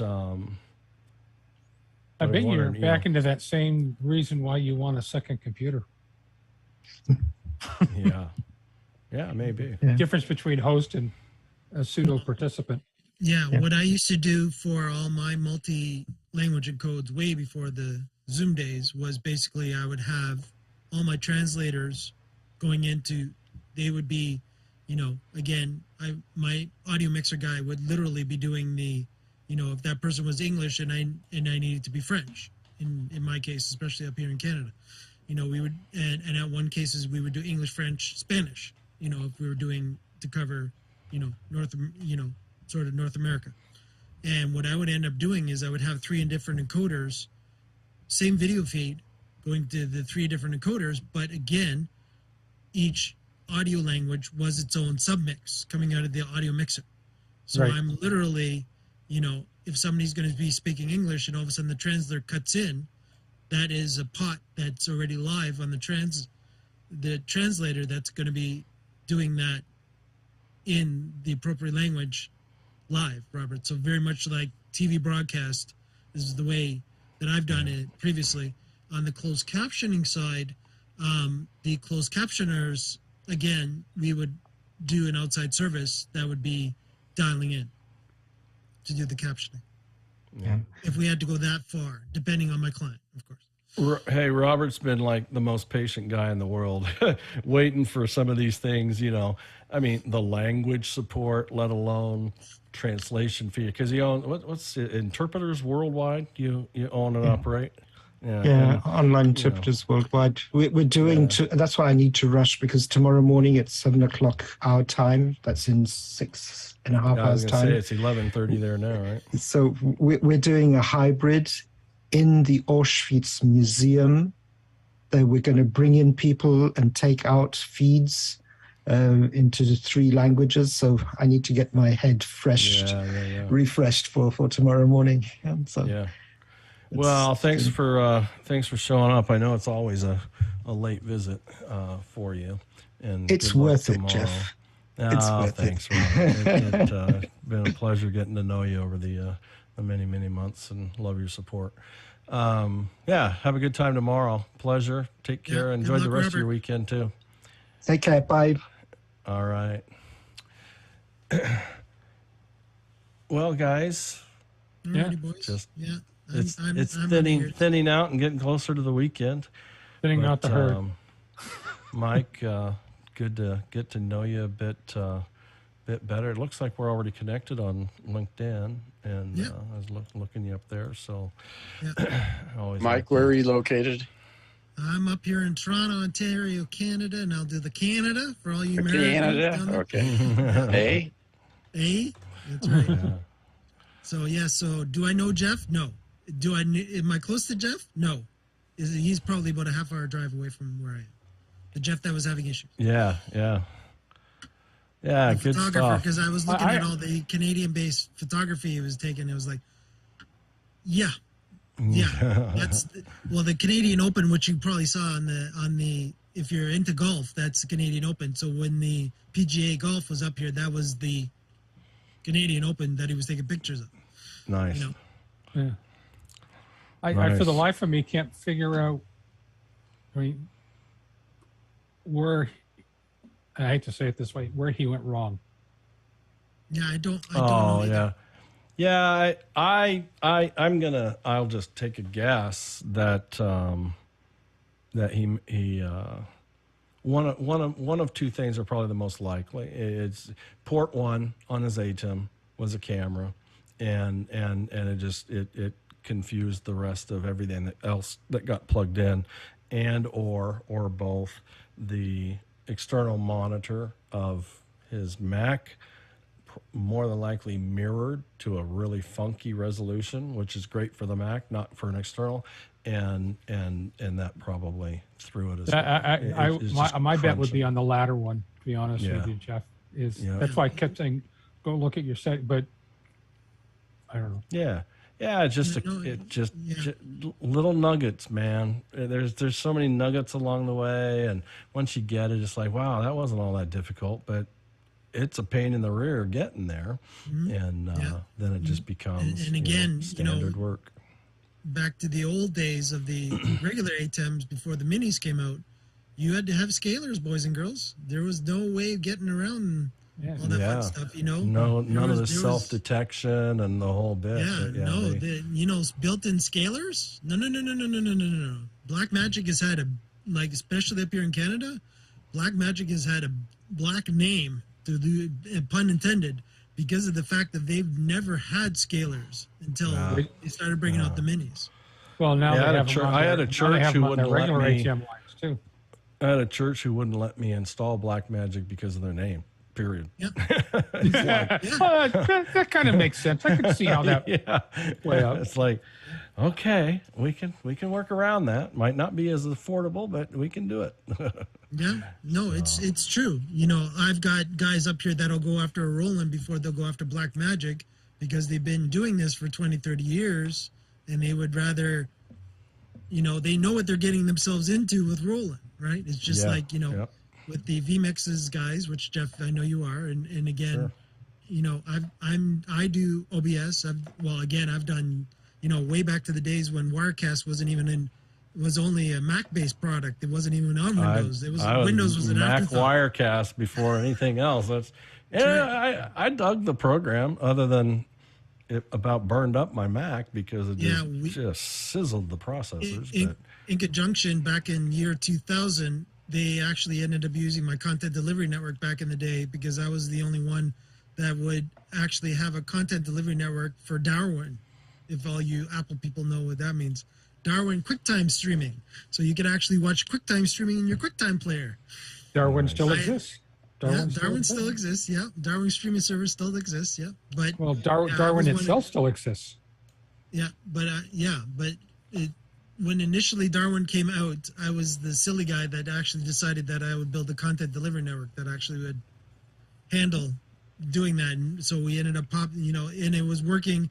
And of course, this was Wirecast's first event, blowing up, hilarious, and it was a fashion event.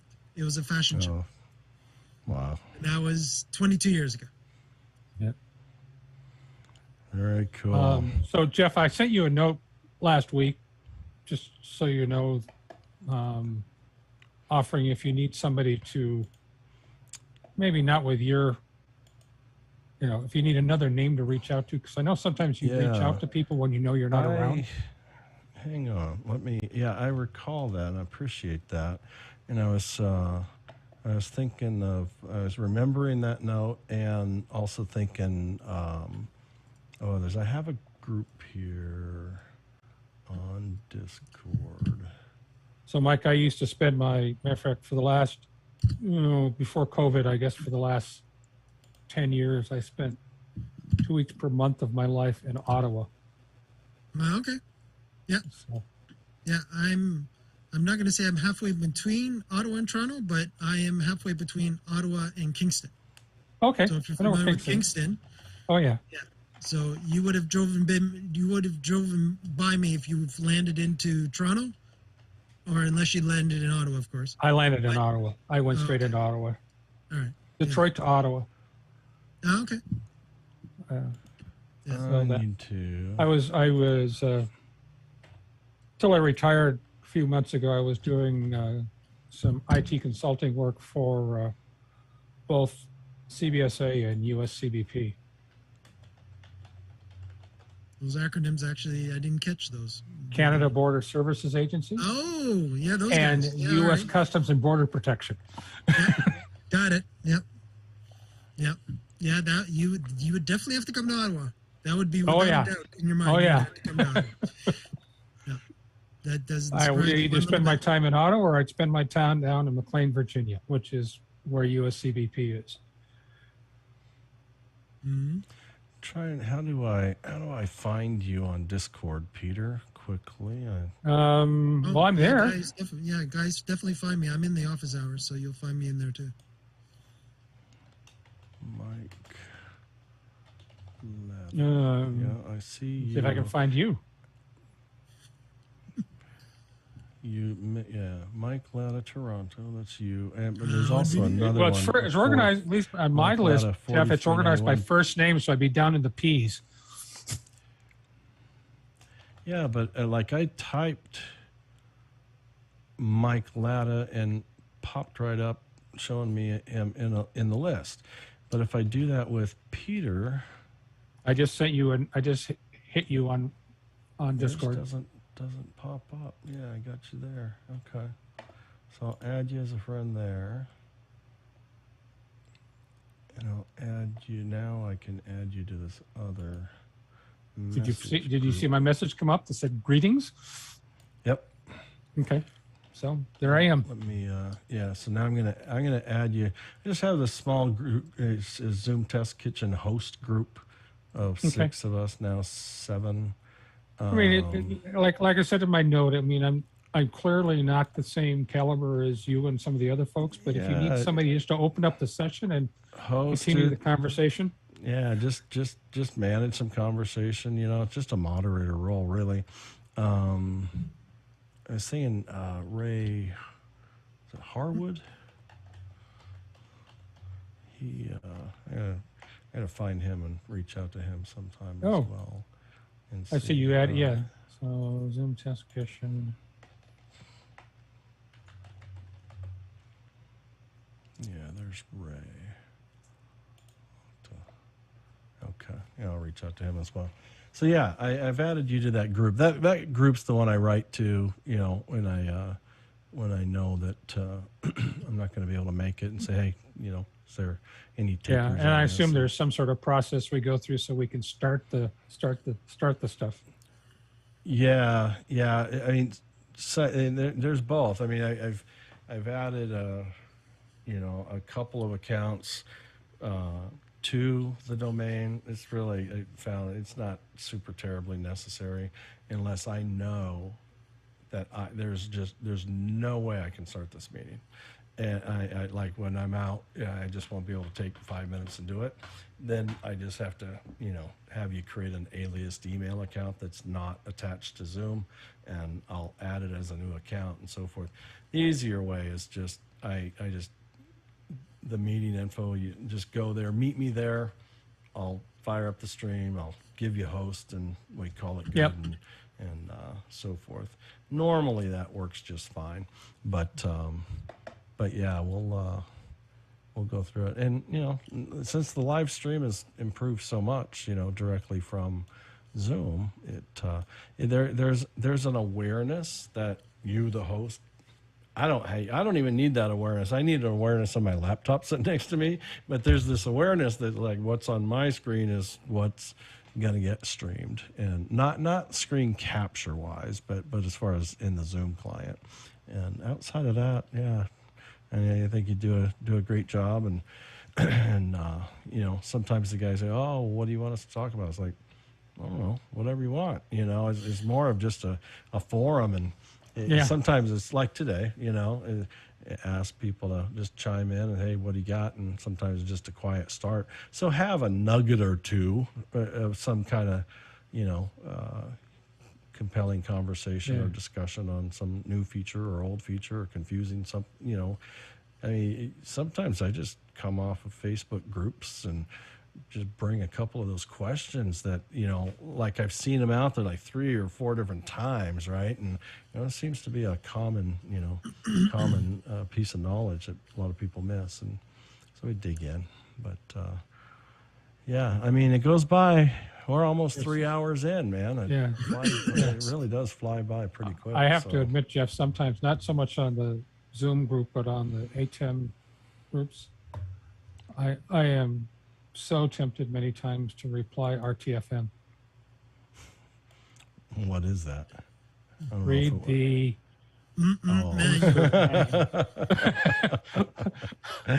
which it's true, but and not picking on the fact that people don't read the manual, but to be fair to Black Magic, I understand making 190 odd pages for an ATEM mini, but holy mackerel. Yeah. But I do love the fact that the SDI ones come out. Well, the thing is, years ago, my first full-time developer job was, I was developing and I was managing a BBS, Galacticom BBS years ago, and then converted that to a web server, and then, but I was help desk too. You know, it was just a small development firm. There were like 6 of us, and so you wear all the hats, and which was a good experience in the sense of, you know, being on the end of a phone of somebody you don't see, but I mean, the one I don't remember any calls this many years later except this one call. And he was a nice guy, nice customer, and we knew each other. We'd talked this and that. He goes, Jeff, I think I know what happened, but I'm not sure. I just wanted to run it by you. Right. There was more than one icon to file, or whatever they used to call it, Windows Explorer or File Explorer, File Manager in Windows 3.1, I think. Yep. And he says, so I opened this one, they looked the same, so I just deleted all of that one. And I'm like, I said, let me get what you just said. Like, that took a lot of effort to, like, you can't just delete everything. You have to kind of power your way through folder after folder. That's what you did? He goes, yeah. I said, well, you just wiped out your computer, man. Like, it's gone. And I just couldn't believe my ears, man. I'm like, wow. Yeah, that was back in the days when Windows didn't protect the actual. But, well, that's the thing. I mean, they allowed, and you still can, right? Yeah. You know, multiple certain instances things, of applications that can cause that kind of confusion. You know, I mean, there's just certain users who are gonna back do in it the 3.1, 3.11, and then of course then Windows 95. Yeah, fun times. But there's all kinds of. I mean, it's one of those things. You know, you hang out at Facebook groups, and you know.